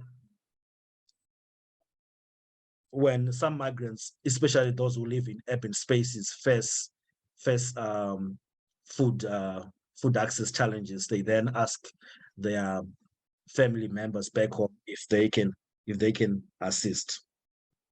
Then the other question is on the post-pandemic. The last question, post-pandemic. So in terms of the emerging patterns, these patterns, some of them, for example, the mobile technology use when sending food started before the COVID-19 pandemic. However, the use of the channels intensified during the COVID-19 when the informal channels were disrupted. So the big question is, what is going to happen post-COVID-19 pandemic? I think there's need for more studies to unpack. However, it is likely that the use of digital technology is going to expand. For example, now when it comes to the Zimbabwe, South Africa or Zimbabwe and migrants abroad, it's now actually going beyond just the food items such as groceries. Actually, now there are now platforms where migrants abroad can actually buy a meal on a platform, a cooked meal on a platform, and then the household or the family back home, they can go and get the cooked meal, or they can actually the meals can actually get delivered at the doorstep. So the use of digital technology is expanding. However, it's likely to grow gradually. The mainstay of the movement of goods is likely to continue to be the informal channels. During the COVID-19, there was indication that some continue to smuggle goods. There was also use of commercial transport. There was also use of informal channels when restrictions were relaxed, and also the use of funeral parlors to transmit food remittances. So informal channels are still going to be the leading channels to send food remittances. Thank you. Okay, thank you. I have a few things to Sujata. I think, Sujata, can you respond maybe something more on the reverse remittances if you have some idea, and also the between rural and urban areas? And also your postdoc is looking at something on food in India. Maybe if you want to, based on your review of literature, if you would like to say a few words, because with your words, we are going to stop in another 3 to 4 minutes. So Sujata, and Seen, you want to say anything, or I will hand over to Sujata for 3-4 minutes, and I'll wind up this session. So Seen, you want to say anything? I think you can hand over to Sujata. Thank you. Okay, Sujata, so you have some time for you to, maybe you have read all the questions, but something you want to add basically on reverse remittances, rural urban differences, and also based on your postdoc review of literature, like which you are planning to do on this, basically on food, informal, like there were frontline workers during time. Food was something everybody was ordering. You sit at home and get food, but then somebody was cooking somewhere, somebody was moving, and these people also affected by COVID-19. Some of them even died. So, because they were the people who were, running up and down to deliver food, and some of them even died by accidents because rushing the food without, moving up and down. So maybe some comment on that, and then maybe you want to say a few words about your postdoc for a few minutes, and then we'll stop, and then we'll give you a small break and move to the next session. Yeah, Sujata. So I think I'll go to Jonathan's question, and I think this is a very important. It's more of an it's more of a comment that we need to think of the impact of the pandemic during different phases, the initial phase versus later phase, the successive waves, and how it unfolded. differently in different contexts, and we need to find ways through research to capture those differences. I think many of us are thinking about those questions in our own work. Sam's point about sending countries becoming safety nets during crisis such as COVID-19, that is very true. In fact, one of the reasons, one of the explanations that was given for rural urban migrants, migrants in urban areas wanting to return to their sending communities in rural areas was that they felt that they could at least have food to eat in their villages, which they did not have, during the lockdowns in urban areas, because they relied on their daily wages, and without work, they could not have access to food. As far as my postdoctoral work is concerned, it's very early. I am going to look at the sale of a particular food item called, which is known as momos in India, and the sale of that commodity by two migrant communities in Delhi, the Tibetan refugees and the Nepali migrants. These are two groups that have had a positive history of migration into India. They're in, of course, Nepali migrants are in very large numbers because the border between India and Nepal is open. It's very much work in progress at the moment. I have to figure out how many interviews and how to work on it. But it is a fascinating, my initial work has shown that it's actually a fascinating area, in that momos, these are essentially fried or steamed dumplings, have become very popular street foods, and they have overtaken, typical Indian fare such as samosa, for example, and they are sold all over. And the migrants are very active in the sale of these momos. They are very much involved from production, supply, distribution, and the sale again happens from enterprises that are really survivalist enterprises to the higher end enterprises. In fact, you have franchises such as Momo King that sell Nepali dishes, momo dishes. So this is something that I'm working through at the moment. You'll probably hear about it at the next conference. So thank you so much for asking these questions, and thank you all for attending this session. Wonderful questions. Thank you. Thank you, Sujata, because I thought you should speak about that, because I thought when I was reading the proposal itself, I think it was fascinating to look at it. Of course, we also told that you should join with the IIMAD. Yes. As a postdoc, spend some time in India, and we will. I think it's very important because you are looking at two communities. One is, of course, the refugees. We are going to have a next session on refugees and food security, I think. And second is, of course, the normal migrants. In Nepalese and India, there is no barrier for them, but there is a barrier for refugees. I think that way it is a two different group. I think if you can add up something on that, I think it will be a very fascinating study. So all the best for you.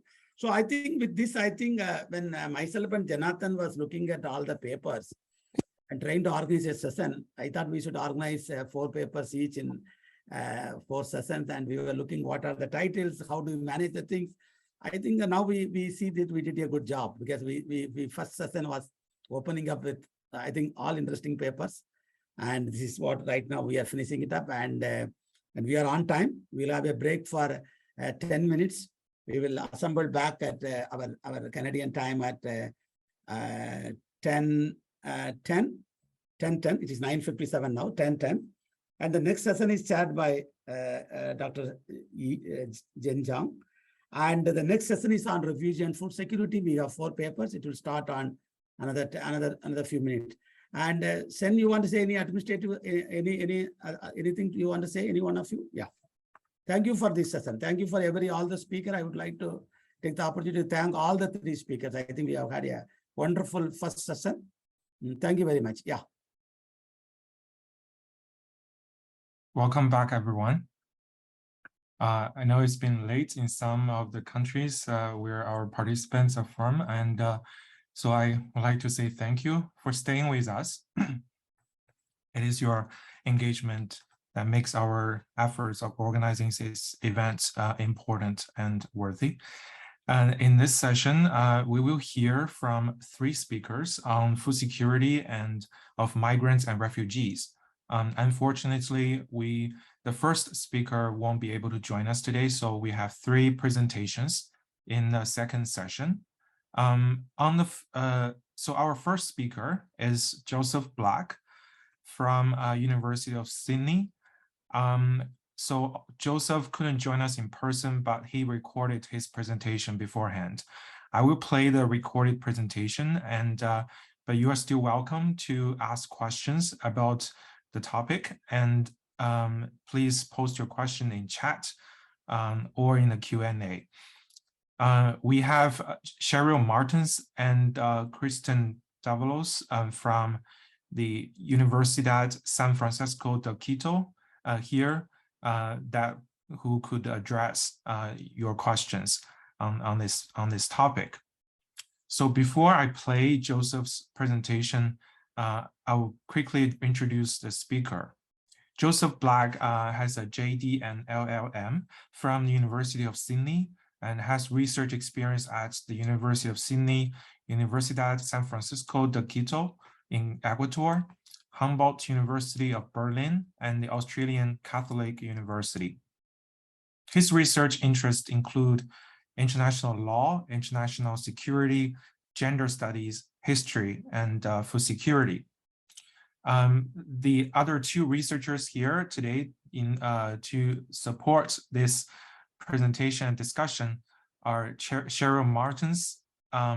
She has a PhD in sociology from the University of Manchester.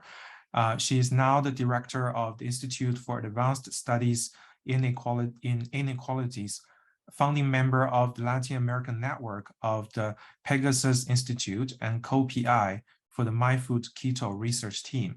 And her research area includes migration and food security in the Global South, communication and digital activism in Latin America, sexual and reproductive health, gender, and well-being. So we also have Kristen Davalos, who has a PhD in political science and human geography from Queen Mary University of London, UK. Her research interest includes social development, international migration, mobility, and gender equity in Latin America. She is a professor in international relations and a founding member of the Institute for Advanced Studies in Inequalities at Universidad San Francisco de Quito. So if you have any questions, please post in Q&A or chat. Cheryl Martins and Kristen Davalos hopefully could address your questions. Now, without further ado, I will share my screen and play the video.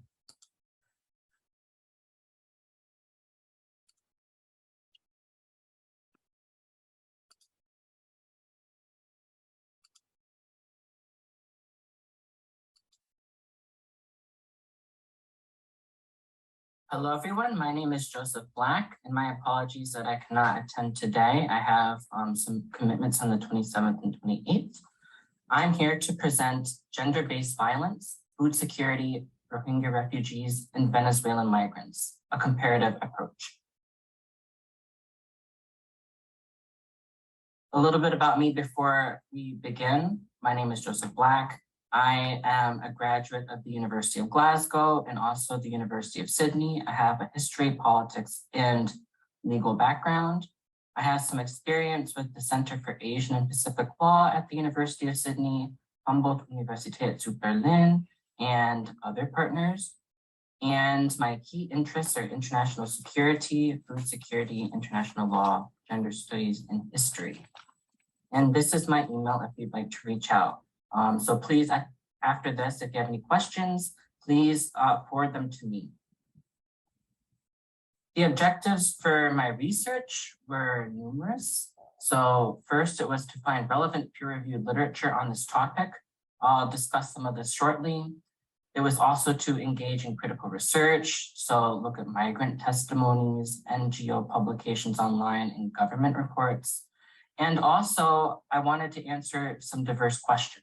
So why has gender-based violence emerged in these contexts? Why does gender-based violence against Rohingya refugees and Venezuelan migrants persist? How has gender-based violence impacted food security for Rohingya refugees and Venezuelan migrants? And how can strategies stem gender-based violence and bolster food security? And overall, I really just want to look at that intersection. So gender-based violence and food security, which is not well researched or explored to date. So without further ado, let us get started. And by the way, this is a photo of a Rohingya migrant woman participating in market economy. So turning to the literature, there's really not that much, whether that be focused on Rohingya migrants or Venezuelan migrants. Although maybe we can say that the literature is growing a little bit in recent years. In one piece by Udin, we are presented with different ideas. So Rohingya women manage survival through interethnic marriage. So it really centers the role of marriage in bolstering food security or just social sustainability in that sense. Turning to Hodinot et al., we are presented with the argument that e-vouchers are important in bolstering food security. And women in male-headed households received the e-voucher were 11 percentage points more likely to decide solely or jointly how to use the food assistance. So we might infer that this can help women achieve some autonomy, and this can become a norm in a sense. Another article is Pretty et al., and we're presented with different recommendations to help bolster food security and also end gender-based violence. And some of these recommendations are putting women in positions of power, overcoming structural and patriarchal structures, and safe and dignified repatriation. I think these are great, but it's also slightly maybe abstract. I think we have to look at how can we do these? So how can we put women in positions of power, say without there being significant backlash that leads to maybe a reactionary movement? Turning to literature on Venezuelan migrants, right, again, there's not that much, although maybe the literature is growing in a sense. Crib doesn't necessarily look just at Venezuelan migrants, but food security in Latin America more generally, and argues that diverse factors may cause food insecurity. So for instance, famine. And there is a little bit of an irony in Latin America in that it might produce a lot of food, but it also does not necessarily mean that this leads to healthy and nutritious diets of food or food security. So if we consider Venezuelan migrants, right, there might be food in this landscape. That said, you know, they might not be able to receive it easily, or if they do, right, there's the nutritious factor to consider. It might not be nutritious. Turning to Morales Munoz, this is a very interesting argument. So multifactorial kind of there's different factors that contribute to food insecurity. And factors might relate to one another. So, right, environmental damage might lead to social unrest, and which then in turn lead to inflated food prices. Altogether, these may individually and in the aggregate contribute to food insecurity, and also potentially gender-based violence. Turning to Pico et al., this is a more recent piece. Venezuelan migrants leave the country due to a chronic lack of food. So it's a driver for migration. And right, I think it can be said for both bodies of literature. So where is the literature focusing on gender-based violence and its role in food insecurity? So this is kind of lacking. This is where I think my research is very valuable. So it really centers the gender-based violence factor in the production really of food insecurity among these demographics. So when we center gender-based violence, I think it's important that we explore or understand the origins of gender-based violence. And my hypothesis is that gender-based violence for both of these groups is a byproduct of different elements which are socially produced in a myriad of contexts. So it's not really an easy thing. it is quite a complex phenomenon. If we turn to Faruqi 2021, to try to understand the origins of gender-based violence for Rohingya, maybe we can turn to misogynistic families in South Asian societies, cultures of sexual violence in communities. There's a history of sexual violence in these communities. And also even just language. So Berangona, so a war heroine, was highly regarded in the past, but over time it has turned into a derogatory term. And this can then be used almost like a sword and to motivate or incentivize violence against women. And also, so in Bangladesh, there's poor law reform that can overall contribute to gender-based violence against Rohingya women in the camps. If we turn to the International Organization for Migration, we see different factors might contribute to gender-based violence, specifically in the camps. So the factors are students in the camps. So lack of food and water. This is for Venezuela.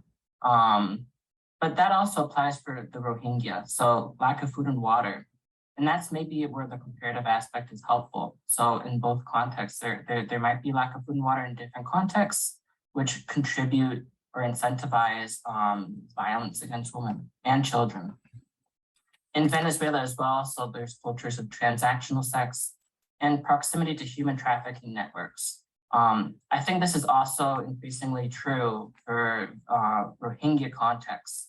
So these nodes of, that engage in human trafficking, specifically, or notably younger people, so children. Additionally, so if we turn to the Center for Strategic and International Studies, there's a low impunity rate in Venezuela. So we can see that there's different factors that contribute to gender-based violence for both groups. And I turned that into a model. So this is the model for Rohingya refugee context. So we can see historic misogyny in families, sexual violence, cultures, language, and so forth. Many times converging and contributing or producing gender-based violence. And this is the model for Venezuelan migrant context. So machismo, proximity to human traffickers, limited access to critical resources, and transactional sex cultures. So generally, if we turn to that comparative aspect again, the models are, in a sense, quite different, but also very similar. And it's maybe surprising how similar they are. I think that future research can especially look at the human traffickers aspect for Rohingya context. So this is increasingly recognized in the media. So human traffickers in the camps. And how does that contribute to gender-based violence? So we have an idea of the origins.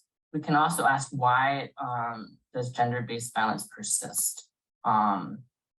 If we turn to the International Organization for Migration, we can maybe determine that there's limited intervention of gender practitioners in Venezuelan contexts, and limited attempts to offer transportation. There's just limited supports to stem gender-based violence. And this is very difficult because where are Venezuelan migrants? They're not really concentrated in a singular place. So they're in many different places, and they're migrating, they're moving. So it can be very hard to intervene. And turning to the Center for Strategic and International Studies, the illegal status of Venezuelan women can increase vulnerability and make it hard to offer supports to end gender-based violence. And I think, for in Rohingya context, limited food supports, and appropriate legal reform as well, These structures, these experiences continue, and they can transform. Turning to the fundamental question, how gender-based violence impacts food security for Rohingya refugees and Venezuelan migrants. We can discover this in a few different ways. So for Rohingya context, misogyny in families, so women cannot easily leave the house or where they're staying. They can't learn about food production, they can't obtain food, and they can't make money to obtain food in many instances. Also, right, you cannot easily access materials that could facilitate food production. And if you are subject to sexual violence, you have less energy and motivation to cultivate or obtain food. For Venezuelan migrant contexts, if you are subject to sexual violence, you have less energy. Again, a similar phenomenon here. And for if there is transactional sex, women might experience pregnancies and already suffer from food insecurity. This leads to further food insecurity. I think it can be interesting. So that's a report from ACAPS. What's emitted there, right, is STDs.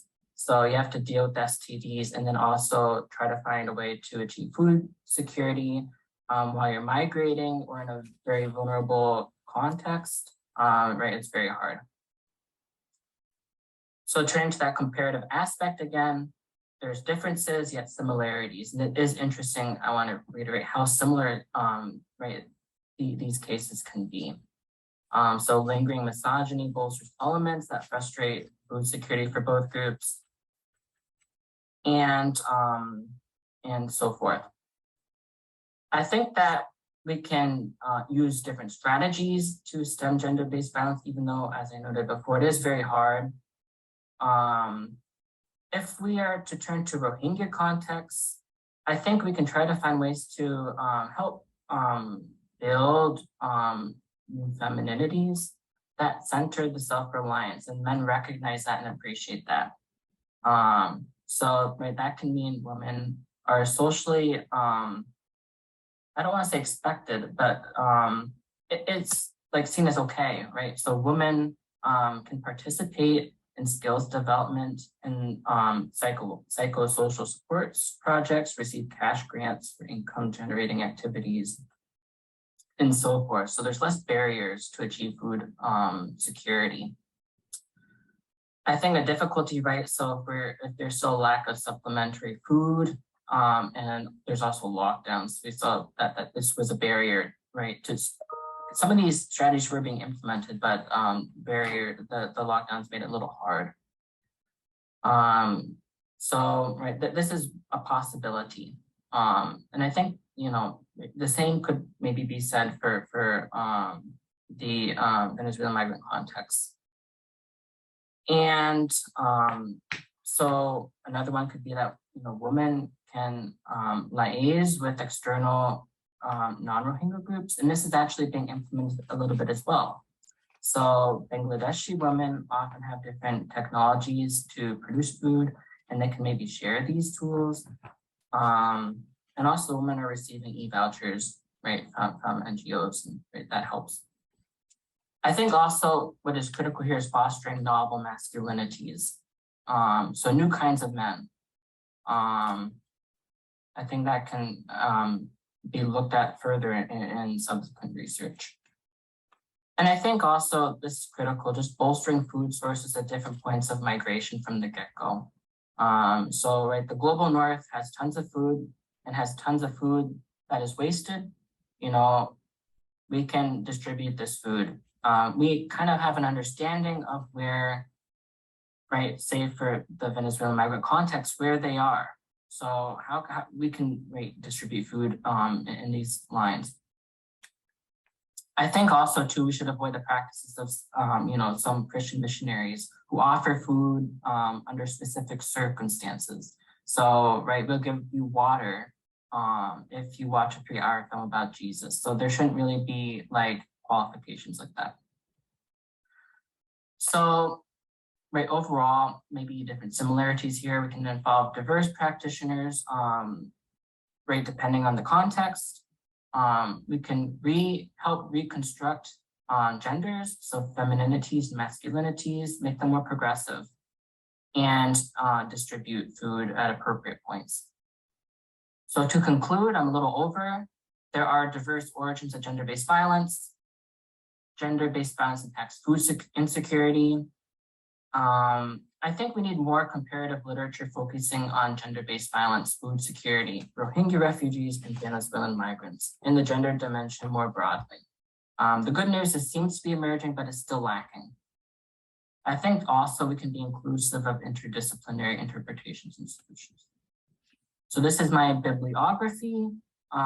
Please do email me or send the email to IIMAD and they will send me the questions and I can get back to you. Thank you very much and have a lovely rest of the conference. Goodbye. Thank you, Joseph. That's an excellent summary of existing studies about gender violence and its implications for food security and multiple strategies to address gender violence. We see that Cheryl Martins is here and ready to take questions about this. Cheryl, is Kristen here in the audience or? Kristen will be joining us. I'm not sure if she's here yet. She had an exam this morning with students, but she's been supervising the work that that's being conducted. No problem. We'll see if she can join us later. But we will save the questions till we hear all three presentations. So next speaker we have is Tiana Barkik-Hayden. Tiana is a cultural anthropologist and professor of urban studies at the Colegio de Mexico in Mexico City. She received her PhD from New York University in 2019. Her research examines urban food systems, violence and crime, and mobility in Mexico. Tiana, do you want to share your slide? Yes, let me share the screen with you guys.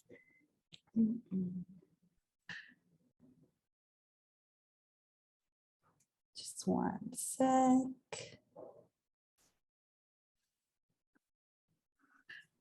All right, can you all see my screen? Yes. Excellent. Okay, well, good morning. It's morning here in Mexico. It's a pleasure to be here with all of you. I'm sorry I missed the first round of panels earlier because it was very early here. Okay, as you can see, I changed the title for the presentation a bit because I sent the abstract actually before the research was well underway. So this is a bit more descriptive in general, but I think it's necessary given the lack of work on the population and the problem that I'm going to be talking about. So just very briefly, by way of introducing what I'm presenting today, this is a sort of individual research component that's part of the larger umbrella MiFOOD Mexico team's work. And the other members of MiFOOD Mexico are Agenola Capron and Salmon Gonzalez and Fernanda Vasquez. And so we've been working on different things, more quantitative with them. What I'm presenting today is based on qualitative ethnographic research that I've been doing. And since I'm an anthropologist, I want to sort of invert the order of things a bit and actually start off with an ethnographic vignette that I hope will illustrate some of the challenges that this presentation is focused on. So the title is Challenges to Food Security for Central American Migrants in Mexico City. And I want to start by telling you a little bit about Ame and Osito's story. Ame is 18 years old, a mild-mannered young woman from El Salvador who arrived in Mexico at the age of 8. It's a hot day in May, and we're standing in the door of her kitchen, a small windowless room where a one-ring burner sits on a countertop next to a box of cereal, some plates, and a box of cutlery. There's no fridge in the kitchen, nor space for washing up, just a couple of chairs, a folding table, and some cardboard boxes on the floor with a few bags of dried goods, rice, beans, and lentils, and some cans nestled inside. I've actually come to make a food delivery with one of Ame's helpers, a former teacher of hers who's recently been helping her pay rent and acquire basic foodstuffs for her and her 1-year-old baby.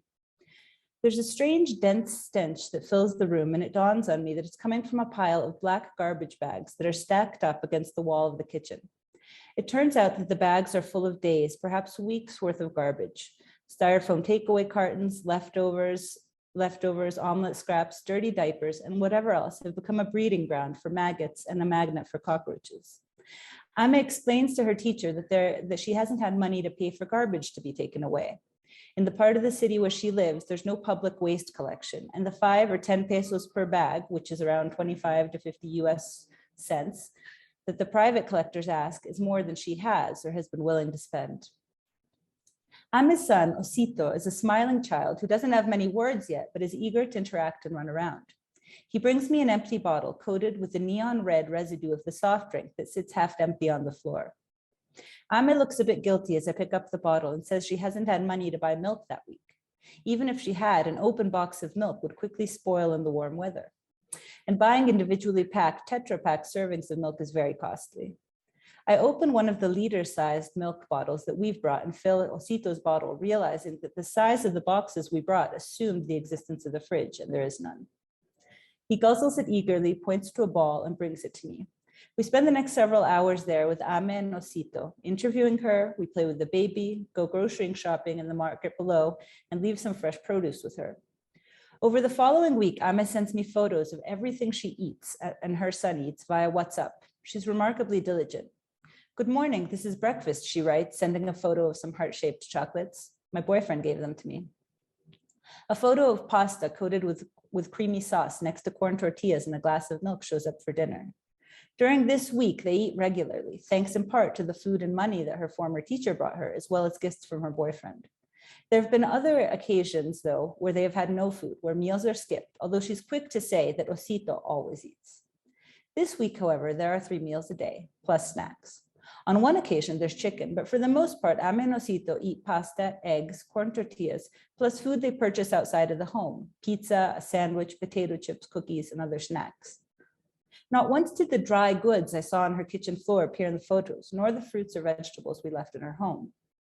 Remembering her guilty face when we talked about milk, I decided not to ask Ame why she doesn't use those ingredients, not wanting her to feel judged. Instead, I asked her what kinds of recipes she likes to cook and mentioned that I saw that she had had lentils and beans. She laughs and says, no, she didn't buy those. Those were donations she received from a migrants shelter. I don't really know how to cook, she explains. I don't even make good rice, let alone beans and lentils. She says that nobody ever taught her. Or rather, they tried to teach her a bit in the orphanage for young women where she lived for part of her adolescence, but she was never really interested. She likes to eat out, to buy food on the street, but doesn't have money to do so. Indeed, Ame has no money to speak of. She's just barely 18, a single mother, has no parents, siblings, or other family networks to speak of.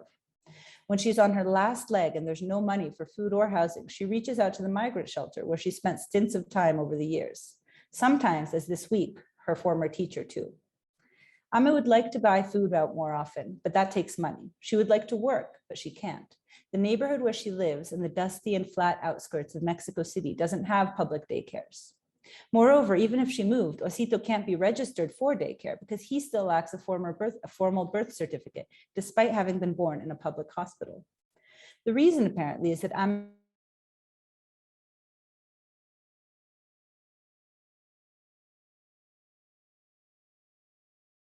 herself lacks the Mexican residency permit is extolled in any event. Yes?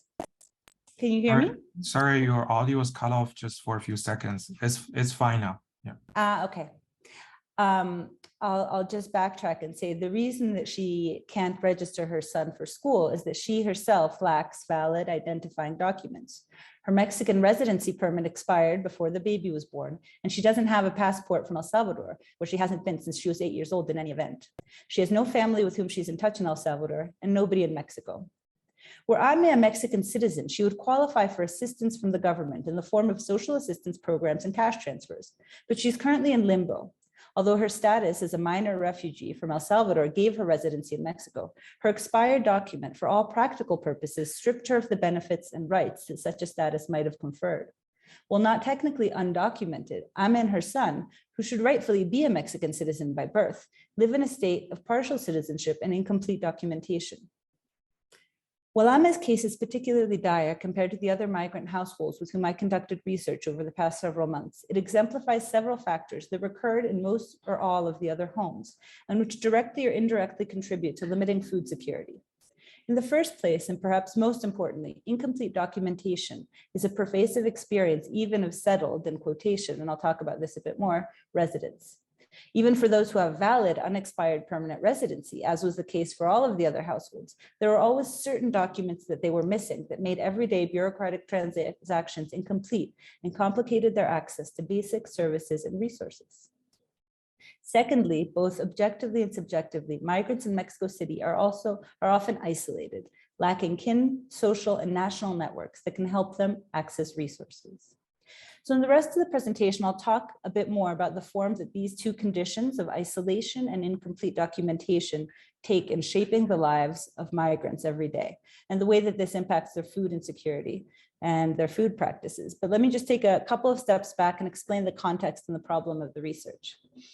So when we're talking about Central American migrants in Mexico, historically, we've been talking about a migrant population that is passing through Mexico. Mexico has historically been considered a corridor country. It's a very important global corridor. So almost 19% of global migrants pass through Mexico. And you can see in the little map on the right side, those three sort of lines that come together, those are the main migrant routes, either by road or by the train, La Bestia, which is a very important way in which migrants pass through the country. And the lower photo is a photo of La Bestia.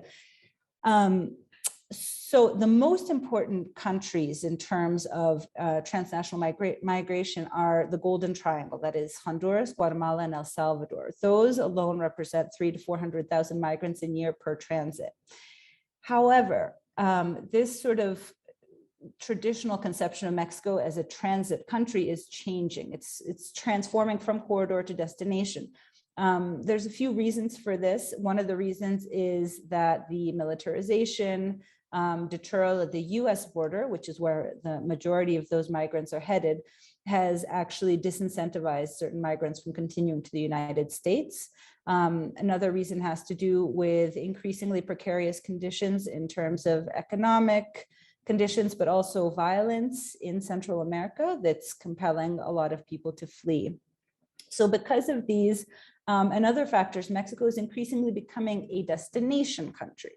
And as you can see in the upper right-hand map, and you can see it a bit better in this map, this is a map of those main routes that you saw before with the little clusters. The circles represent migrant shelters, food, what are they called? Food banks and places that migrants stop along the way. And you can see this cluster that's sort of in the center of the country. That's actually close to Mexico City.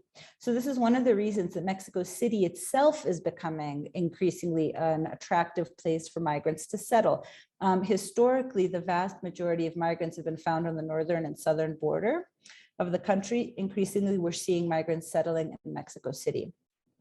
When we talk about these Central American migrants in Mexico, who are we talking about? So they're still predominantly male. It's a largely male population, although there's an increasing feminization of this migration, in part linked to the question of violence, which is causing more and more women as refugees to leave the country. They're largely young. Over 80% of them are between 18 and 44 years old. Again, there's an increasing number of unaccompanied minors and accompanied minors as well. They overwhelmingly have low education levels, so 50% elementary school or below, not even completed elementary school. The number of highly vulnerable populations, so minors, pregnant women, is also increasing. And like I mentioned, the primary reasons for this migration from Central America are economic and increasingly fleeing violence. And another important characteristic of Central Americans in Mexico is that they're a very invisibilized population. Sometimes this invisibilization is willful, as people try to pass unperceived in the country so as not to be targeted by authorities, by criminal groups. But they're also invisibilized in terms of the lack of research on them, the lack of politics and policies that are targeting them.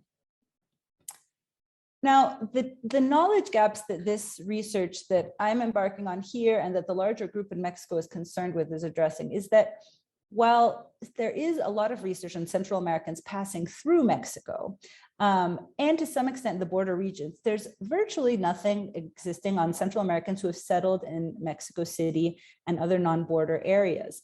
And I use settled sort of in quotations because it's difficult to determine when somebody is a settled migrant or not, because the imaginaries, people may say, oh no, I am going to go to the US at some point, but have been for years living in a place.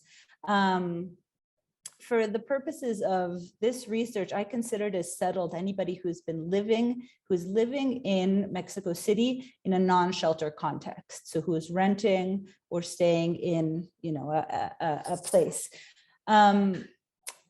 The other knowledge gap is that food security among migrants in Mexico is completely invisibilized. We have almost no research on it. Right now, we're in the process of completing a quantitative study based on survey with the rest of the MiFOOD team to compare food security among settled migrants with food security in the general Mexican population, for whom there is a lot of data. There's also a team who has been working on food security among migrants in transit.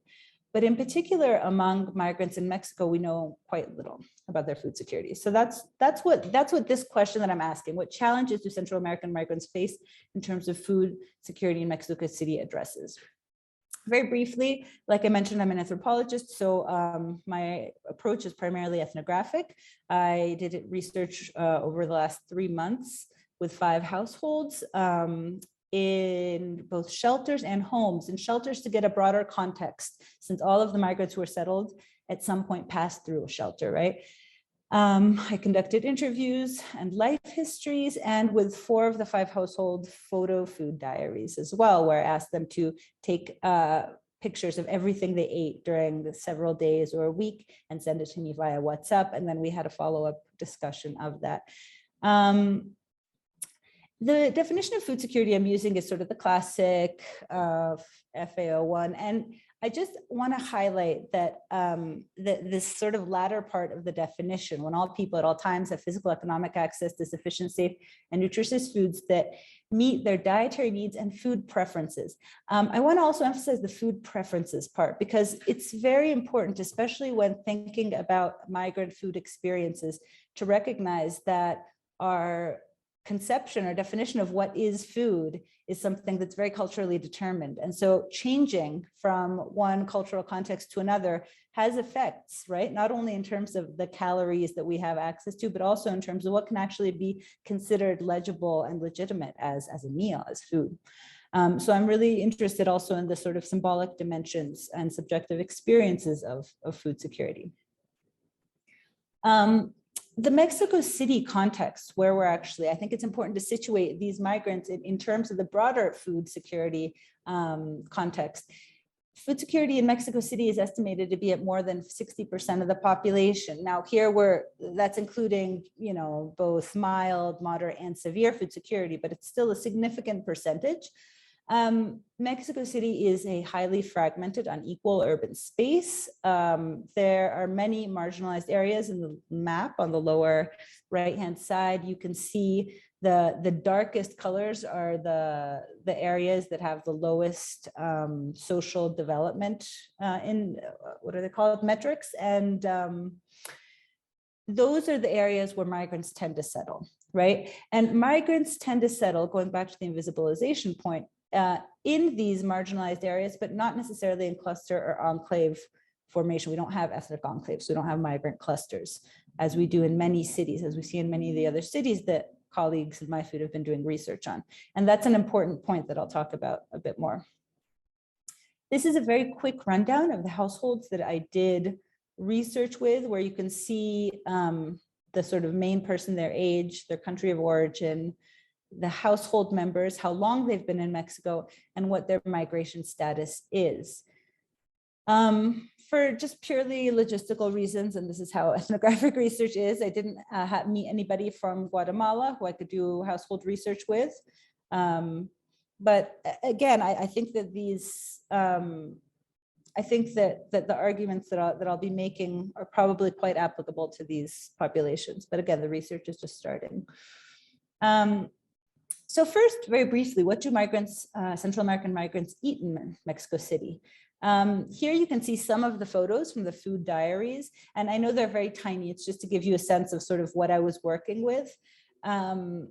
It's interesting to note the two on the left are from the female participants and the two on the right are from the male participants, where both the women took much more seriously the task of the food diaries, but also there's a lot more takeout food that is seen in the men's photos. Now, I based this sort of what they ate not only on the food diaries, also on the kitchen visits. When I did interviews with people in their homes, we sort of visited their kitchens. I went food shopping with them, and then of course based on interviews. So in terms of frequency and quantity, all of the households reported having skipped meals in the last 3 months, which is an indicator of food security. All of the households reported cutting down consumption at certain times of the month, usually at the beginning of the month when they have to pay rent or pay utilities or other things. All of the households reported not being able to buy their preferred foods at times. Usually these preferred foods were animal proteins, meat, sometimes eating out more. 4 of the households reported eating outside the home multiple times per week. And that's in keeping with the general pattern in Mexico City, where eating out of the home is a really, really essential part of everyday life, just given the size of the city and the hours that people are outside of the home. And all of the households also spend more than 50% of their income on food, in some cases up to 80%. In terms of quality and satisfaction, the staples that people were eating were pasta, bread, rice, eggs, and then to a lesser degree, cheese and corn tortillas. It's important to note that the staples in Central America are yuca, arepa flour, which is a different kind of corn flour than Mexican corn tortillas are made out of, and rice, and that people expressed a great deal of frustration at not being able to access some of these staples. And from sort of an outsider perspective, it might seem, oh, but it's so similar. Central America is very close to Mexico. Arepas and tortillas are so similar. But in fact, people's experiences of this was that they're radically different and they're quite dissatisfied with the lack of access to arepa flour, for example. There's a very low prevalence of fruits, vegetables, meats, pulses, and nuts. And generally mixed feelings towards Mexican food. People complained about the prevalence of corn tortillas, about the spiciness of the food. This is especially an issue when they are eating in institutional settings or when they are, or when they're buying something outside the home. People often express that they are now just comiendo para sobrevivir, eating to survive rather than for satisfaction or pleasure. Now, very briefly, because I only have a few minutes left, let me talk about these 2 points of isolation and of incomplete documentation, right, that I mentioned before. In terms of isolation, what does this mean? Migrants are for the most part migrating alone. It was the case of almost 4 of the 5 households I talked with. Often this is because they are somebody who is migrating for economic reasons and wants to send remittances back home. Sometimes they're fleeing violence. Because of this, they are lacking social and family networks when they arrive in Mexico. They're also isolated because, like I mentioned, there aren't ethnic clusters or enclaves in the city. So people arrive in a sort of city where they settle wherever they can, because somebody through the shelter connects them with somebody who's renting a room. For this reason, they also live often in very precarious and shared housing, which means, for example, that they have a shared kitchen or they don't have access to a kitchen. And in terms of the food implications of this, on the one hand, we have the difficulties that we're all familiar with of cooking for one. Cooking for one is often uncompelling. People, including migrants, don't want to do it. Often they lack the infrastructure to do it. They lack refrigerators. They lack sometimes a kitchen. They lack cutlery. They lack things with which to cook. And this has to do with their isolation and with the very sort of precarious conditions in which they live. They often lack culinary knowledge and culinary infrastructure. And this is especially the case of people who migrate as minors before they've been socialized or taught how to cook.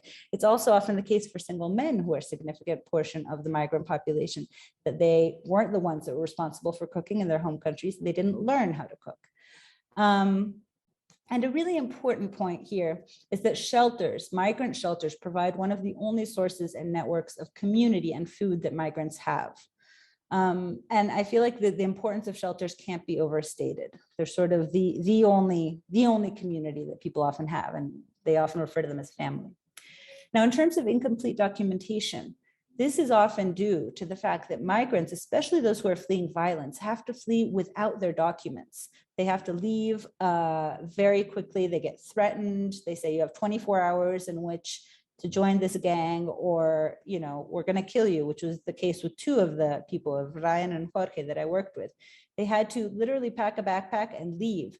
Alma's family didn't even have that much time. They came and threatened her at the front door, and she sort of grabbed her children and went running out the back door. That means that people leave without many documents.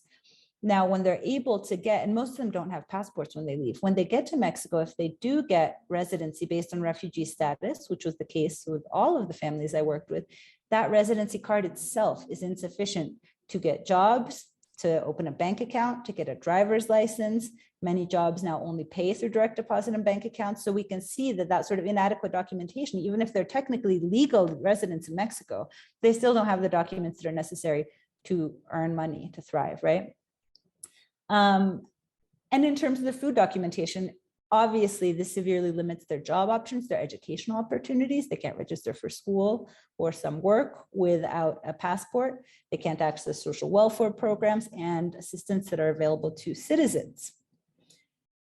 So just by way of concluding, I guess the main argument here is that migrants do, of course, face high levels of food insecurity, which are similar to other populations in Mexico City, which, as we saw, is a city that has a high level of food insecurity. But there are additional vulnerabilities and challenges that they face that are linked to their migrant status, and in particular to these conditions of isolation and incomplete documentation that I've talked about. And finally, migrant shelters in this context, where there's really like a vacuum of community and of support, serve as important centers of support and aid, even many years after migrants stop being on the move, even many years after they're settled.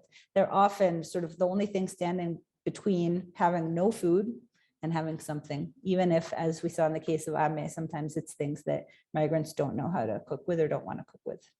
So I'm sorry, I think I went a couple of minutes over time, but thank you for listening, and I will stop sharing now.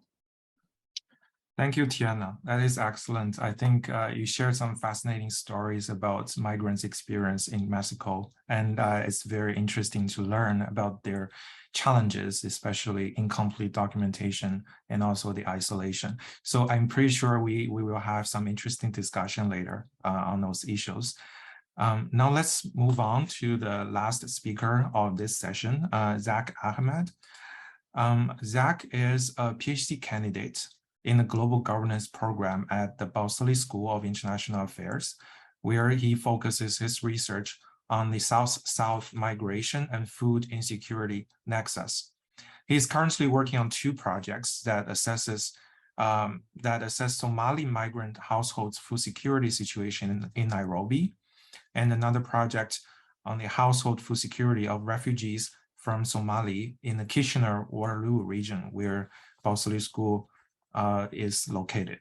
So Zach, do you want to share your screen?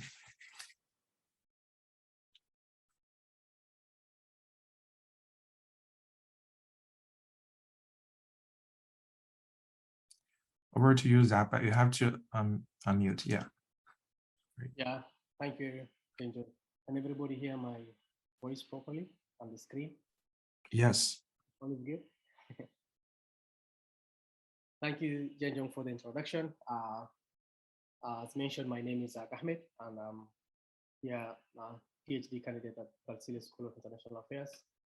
I'd like to begin by saying that I'm lucky to be supervised by Professor Jonathan Crash, and also privileged to be working with MiFOOD team.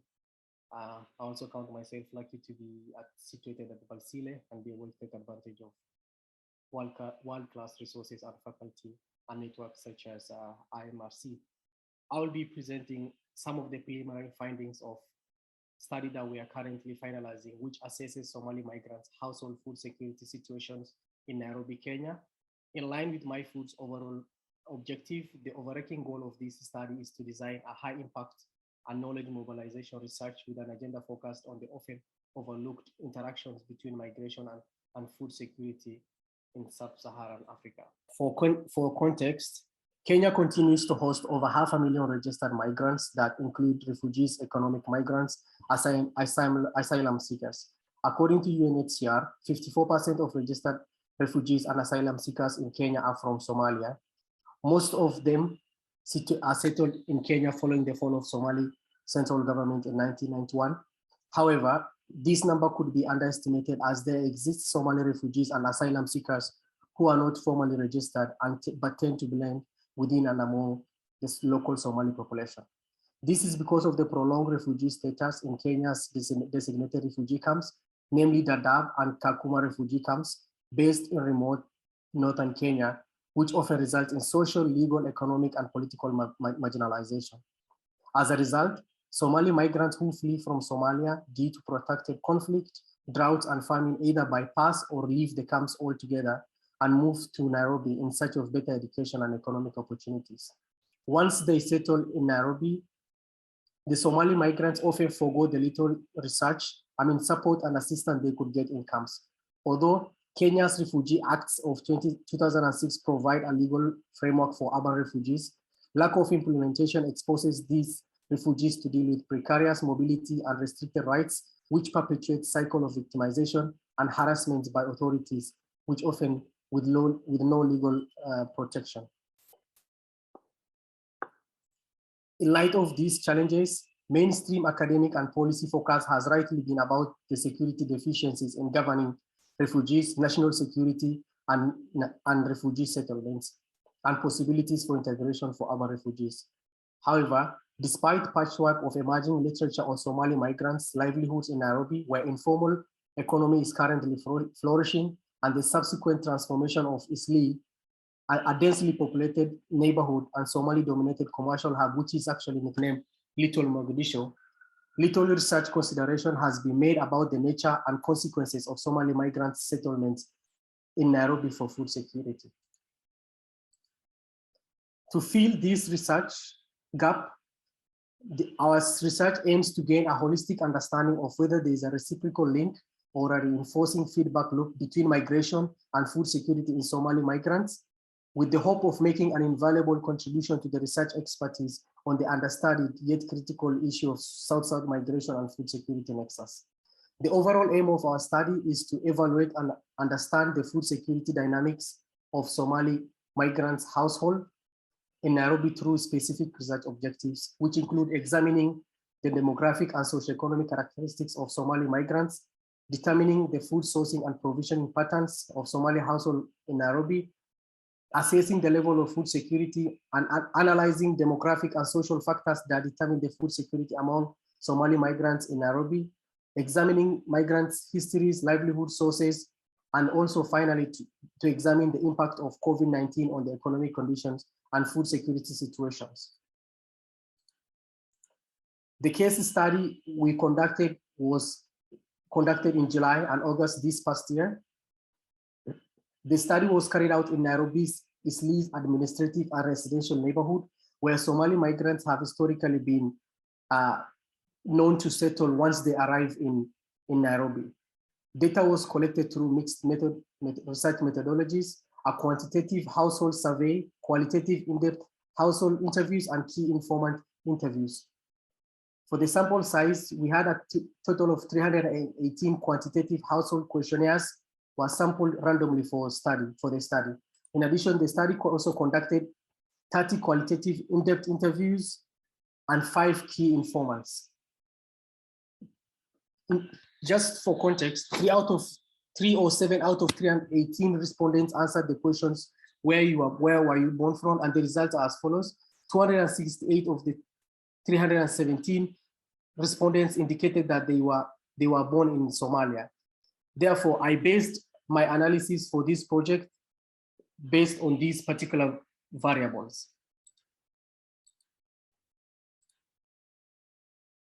The survey had 5 different sections with several questions probing household member characteristics, food security situations, household food sources, and impact of COVID-19. Section A of the survey sought information on all people living in respondents' household, including people who are usual members of the household, but who are away in schools, working, or who are away for other reasons. Analysis of this section, some of the analysis of this section so far revealed that 56% of the respondents are engaged in some form of employment, whether full-time, part-time, in public, private, formal, or informal sector. Respondents also indicated multiple reasons for movement to Kenya, mostly conflict, drought, famine, hunger, economic empowerment, and education.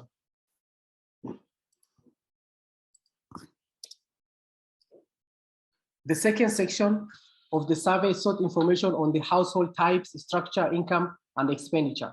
For example, an analysis of the household structure revealed that 38% of the respondents come from nuclear family, 29% are male-centered, 22% extended family. In terms of income, the average income for the household in Eastleigh is about 1,000 Canadian dollar, which is 98,000 Kenya shilling. Respondents also recorded multiple sources of income, mostly remittance and employment. Average monthly expenditure, most of them spend their money on groceries, rent, and school fees.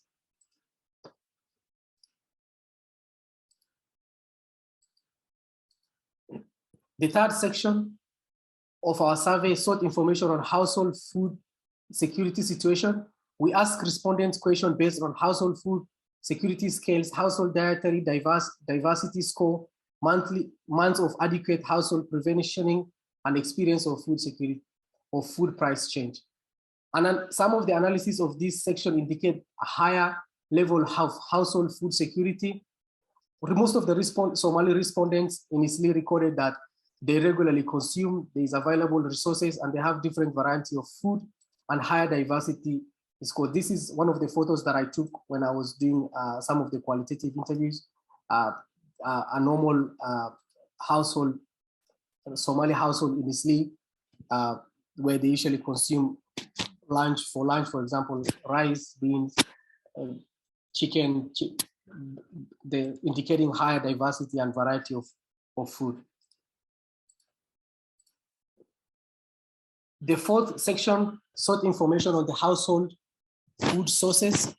We asked respondents where they normally obtain their food and how often they get their food from. Analysis of this section so far revealed that almost all respondents obtain their food from wholesale shop, local grocery shop, informal street vending. Respondents also indicated that they purchase foodstuffs such as pasta, rice, and oil in bulk on a monthly basis, while they engage in weekly and daily purchase of milk, fruits, vegetables from local shops and informal vending businesses on daily or weekly basis. The final section of our survey sought information on issues dealing with COVID-19. COVID-19 response measures such as restriction, lockdown, impacted Somali migrants' economic conditions due to loss of job income. So as I was indicating, the final section of our survey sought information on issues dealing with COVID-19. COVID-19 response measures such as lockdown, restriction impacted migrants' economic condition due to loss of jobs and income, reduced remittance, which also coincided with higher cost of living. This seems to have disrupted household food security situation in terms of access, stability, availability, and utilization of food. Most of the migrants that we interviewed indicated that COVID-19 negatively impacted their food security situations as they could not engage in their normal economic activities.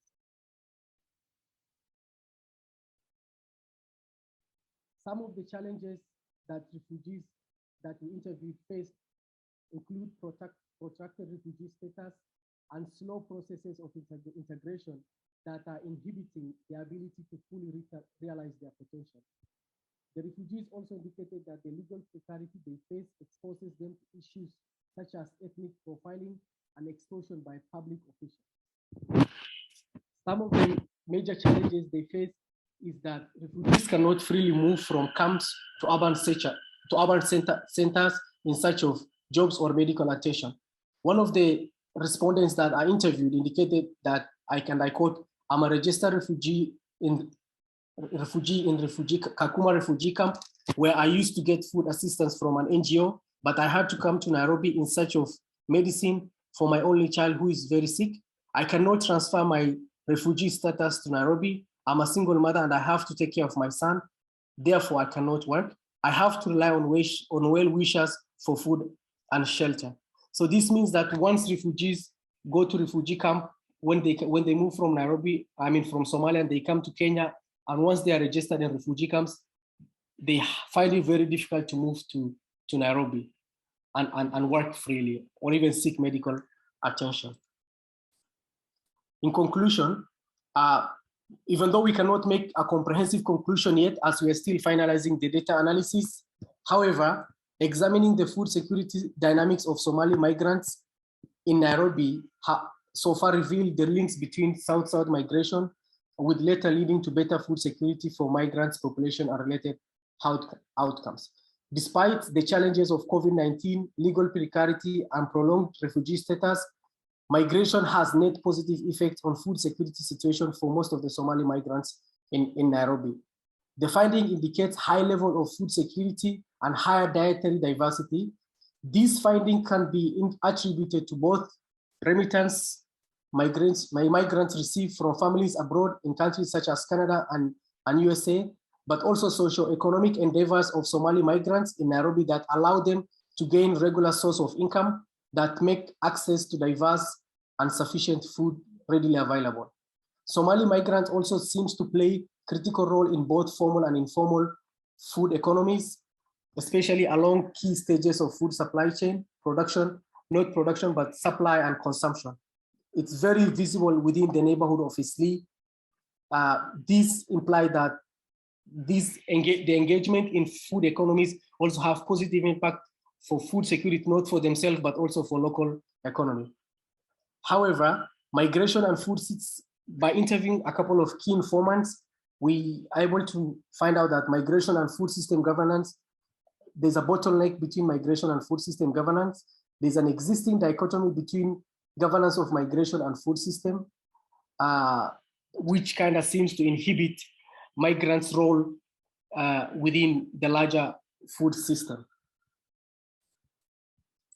Finally, I would like to thank the local research assistants, and especially Professor Sam Owor from University of Nairobi, and the local RS, who are also, most of them are actually migrants from Isli, and who've been very helpful when I was in Nairobi doing this particular research. They understood the local context and they were able to navigate the complex dynamics of interviewing the refugee population in Isli.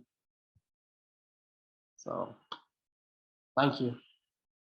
Thank you, Zach. This is fascinating, and this is very new and recent research. I believe more data will be coming, right, with more follow-up studies. And I just want to say that we now are open for questions. So all the attendees, that if you have any questions, please post in chat or in Q&A.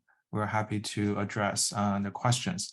So I guess people might need some time to type their questions. So while we are waiting for that, we do have a question from Professor Jill Weigel, for Tiana, I think. So Tiana, Jill says, I have some questions about the Canadian migrants. I don't know, I'm not sure. That CA migrants, does that mean Canadian migrants or no? Central American. Central American migrants, right? Sorry. Central American migrants settled in Mexico. Did they expect to settle in CDMX, or did their plans change? Can they access food through the city's program for comedores, comunitarios, or publicos? Does the local government, considering their emphasis on rights, recognize their plight in any way? Thank you. Could you please address that question? Yes, thank you, Jill, for these questions. So in terms of the first one, Central American migrants, there are some who, there are some who choose to come, whose destination, let's say from the get-go, is Mexico and Mexico City in particular.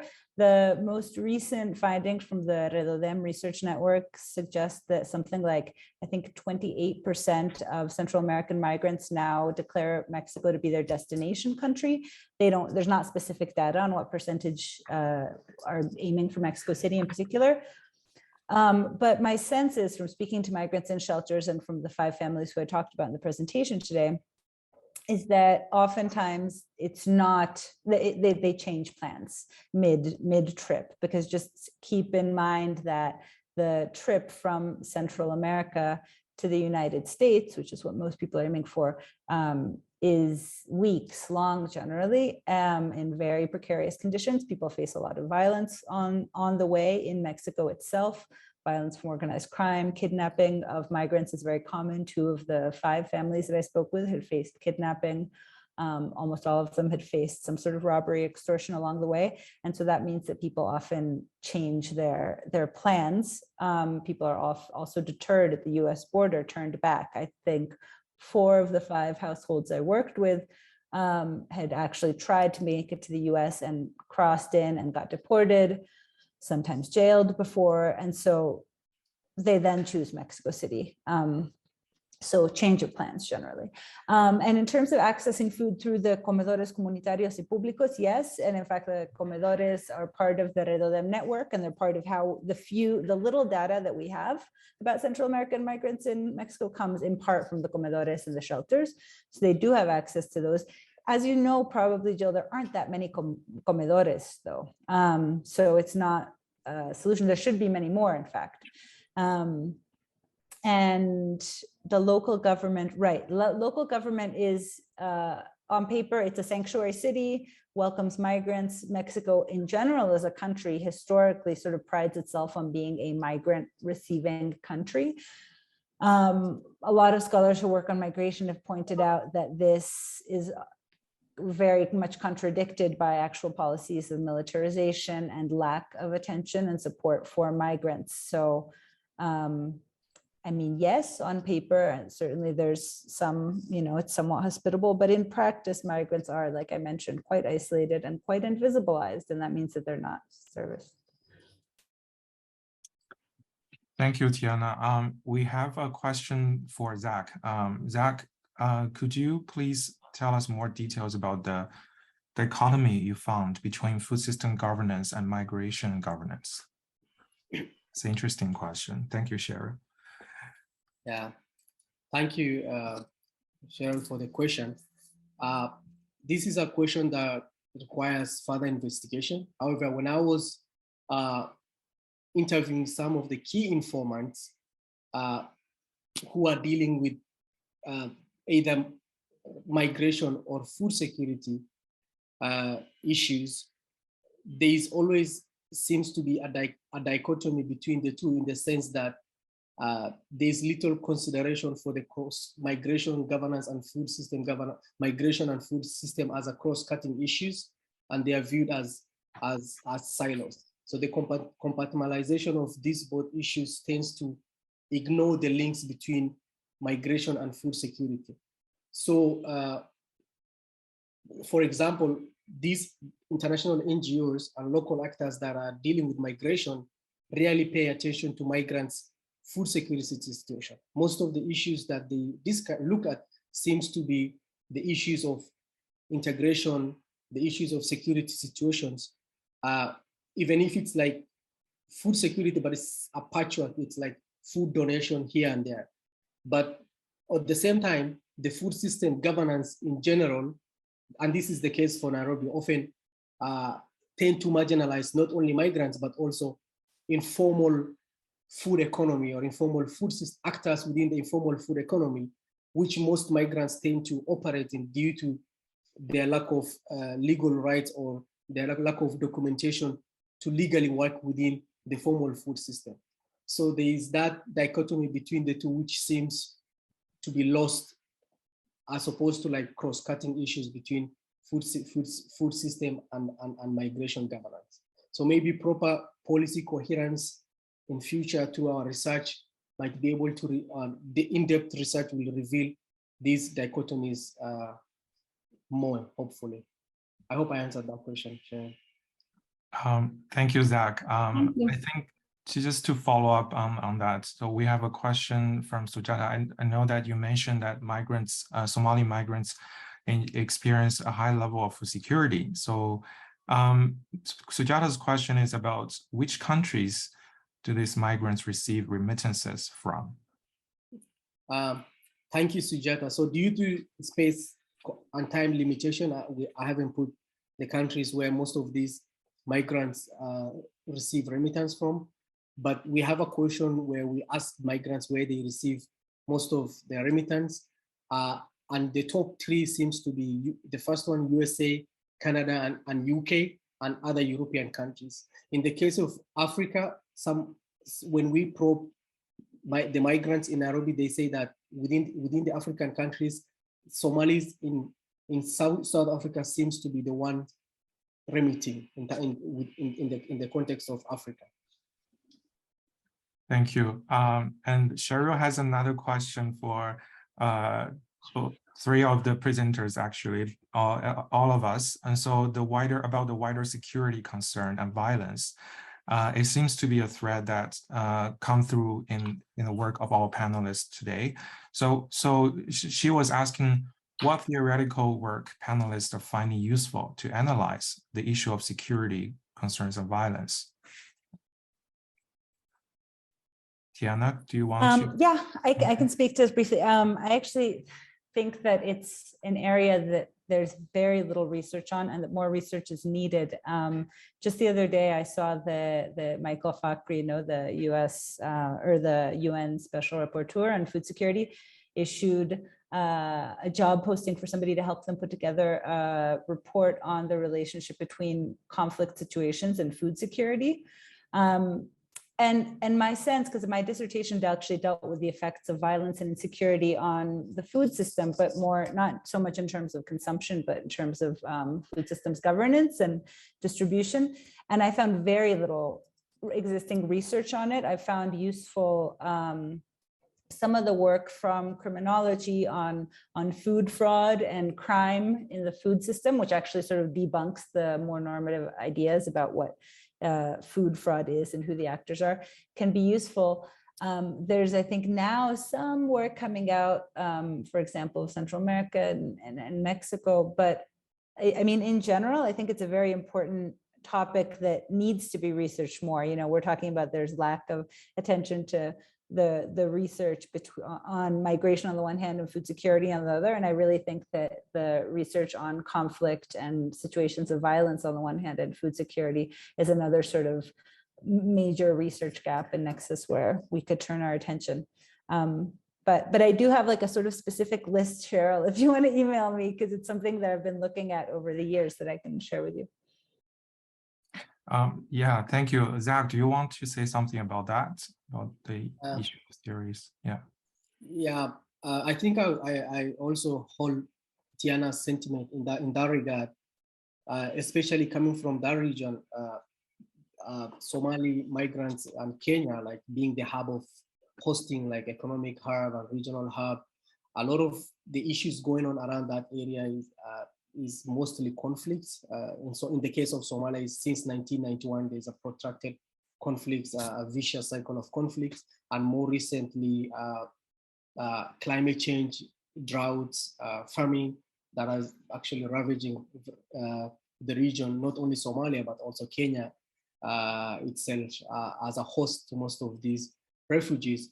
As a result, understandably, most of these mainstream research is focused on conflicts, climate change, but there is little to no research consideration and linking the consequences of these conflicts and migration for food security of the migrants. But in the last 10 years, Isli, which hosts majority of the Somali population, is actually thriving, ironically, in terms of economically. It's a very big thriving. It has become a commercial hub for Somalis, not only in Somalia, but across the globe, coming from Dubai, from diaspora, where they use easily as a transit, but also as a reinvestment.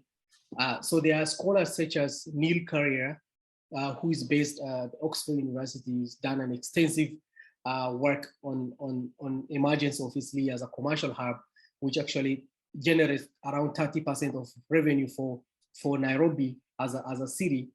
But even that research talks about the economic aspects, but no mention of the consequences of those economic activities for food security. So which I think the MiFOOD team is better placed in the next couple of years to unpack these gaps, and hopefully with the resources that we have, we are in a position to fill the research gaps. Thank you, Zach. Cheryl, I believe that you also have something to share regarding the experience of Venezuelan migrants in Ecuador. Do you want to say anything about, what do you think about your question? Thanks. Yes. Well, indeed, I do believe that there's an increasing level of violence in Ecuador. It's quite tangible, easy to see what's happening now. Many of you maybe have seen it in the news, in terms of especially the violence on the coast in relation to prisons. But one of the issues that's been of concern for our research team lately is looking at how we need to rethink vulnerability, that we need to be looking at, with such a large number of male migrants. And it was interesting to hear Tiana's talk today that over 90% of the migrants are male going through Mexico. There's a lot of organized crime, throughout Latin America, especially Central America, and now increasingly in Ecuador, and so a part of this cycle of violence that we need to be looking at in relation to gender-based violence is not just about trying to work with women in terms of the international cooperation. We're seeing that a lot of the programs are orientated towards women and children, and then young men are being left out. And when you're food insecure and you need to find a way to feed your family, we have evidence and documented that a lot of young men are ending up in the prison system in Ecuador. So out of the Venezuelan migrants that are in the prison system in Ecuador, 90% of them are between 20 and 30, which is the bulk of them. The percentage of men, like the age of men in the migration channels here. So I think we need to really start to rethink how we're addressing work around gender within a lot of organizations, and also look at these connections, these really important connections between the wider violence in society and gender-based violence as well, and food insecurity. Because I think it's related also to the trafficking, and there's a lot of different things that are interconnected there, and I'd like to see more work on this, and there's a need for greater complexity when looking at this too. Cheryl, so I wonder if you could talk a bit more about if there are any good governance examples that helps to reduce gender-based violence and contribute to food security of migrants, not necessarily in Ecuador but in the whole Latin America context, or maybe Tiana could answer that question. So what are some of the examples of addressing that by the government? Well, I do think that in terms of looking at basic human rights, we have to be looking at, for example, access to healthcare, the just basic access to education, healthcare, the more that we can make sure that these are not, difficult things to access. For example, in Ecuador, education is supposed to be accessible to everyone. However, you have to go through so many, hoops in order to be able to get the certification to then, take to the district office. And so it's quite a bureaucratic process. So I think that the more that a lot of the bureaucracy around, access to basic human rights can be looked at, then I think that will also make some kind of an impact. But I would love to hear what Zach and Tiana have to say. I agree. I agree with Cheryl that especially, we can't, as we all know, we can't think of food security as somehow separate from other basic human rights and access to resources and infrastructures in the city. I think that at least in the Mexico context, there's some really basic things that the presentation today speaks to. One of them is that there's a problem that the sort of official identification that's issued to migrants is not considered sufficient or valid identification for accessing a lot of services. I think that's something that seems like it should be addressed, and that really, it seems like such a minor thing, and yet it's a huge thing in the lives of virtually everyone, right, that I talk to. So ensuring that the residency permit actually has, the weight of being a valid identification, for example.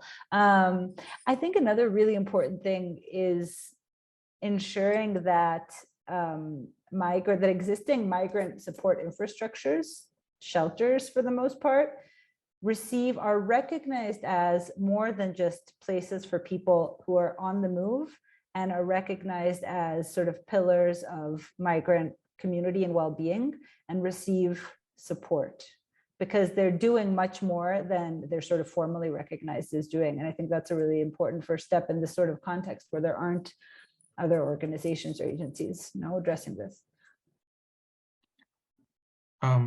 Zach, do you want to add anything?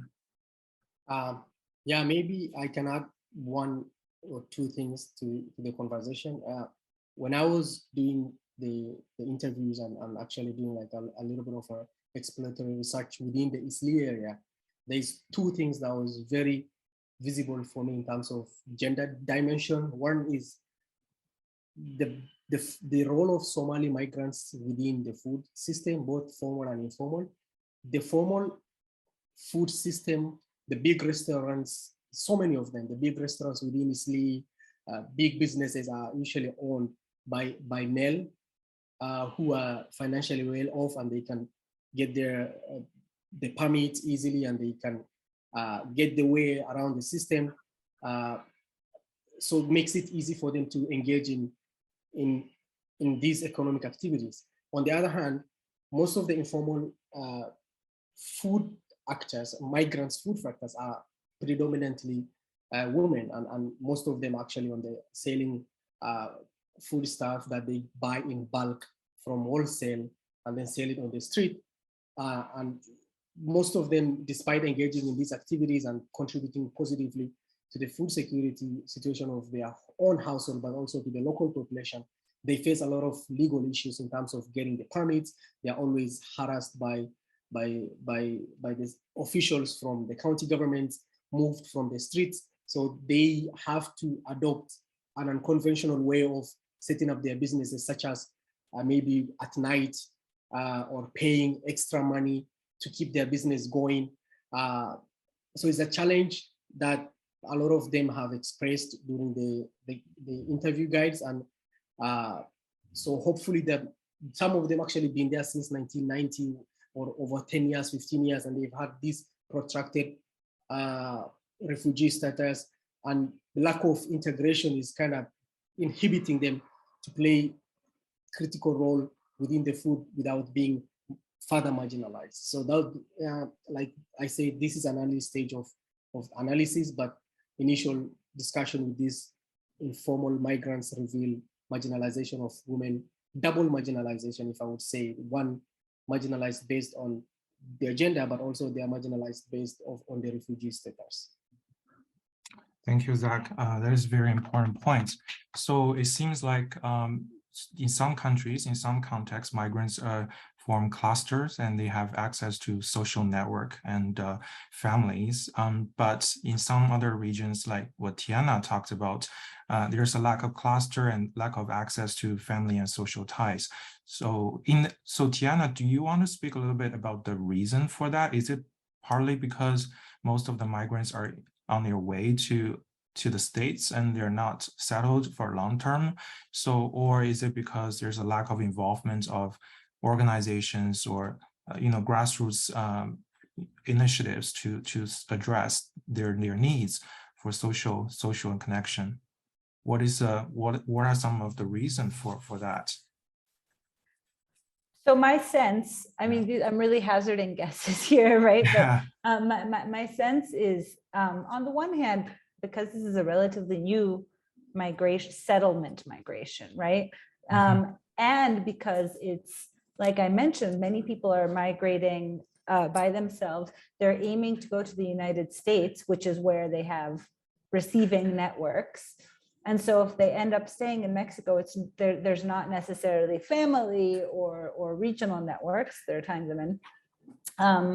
And maybe that's going to emerge with time now. I actually also wonder if part of it just has to do with the fact that Central Americans are also Spanish speakers and can sort of both try to and can pass as Mexican if they change their accents, if they change how they dress a bit, which people describe doing. That sort of invisible, process work of making oneself pass and be invisible, which is very strategic, also makes it harder to consolidate. And for example, it's not the case with Haitian and African migrants here, who are much smaller population, but much more visible. And perhaps ironically, in the wholesale food market, there is a network, there's a small cluster of Haitian workers. And when I went to that same market to try to interview Central Americans, they said, oh, good luck finding them. They'll just tell you that they're from the south of Mexico. So I wonder if this sort of invisibility and similar linguistic background contributes to it. Yeah, that would be something interesting to explore in the future. I mean, if lack of access to social supports and networks are one of the key barriers or challenges, then we need to figure out, what are the reasons and how we could address that, maybe with policy instruments and other kind of involvements, perhaps from international organizations or grassroots initiatives. So I don't want to take more time of everyone, and it's almost the end of this morning's session. So I'll just ask Jonathan. Jonathan, do you have any comments or some other words you want to say to the audience before we close for today?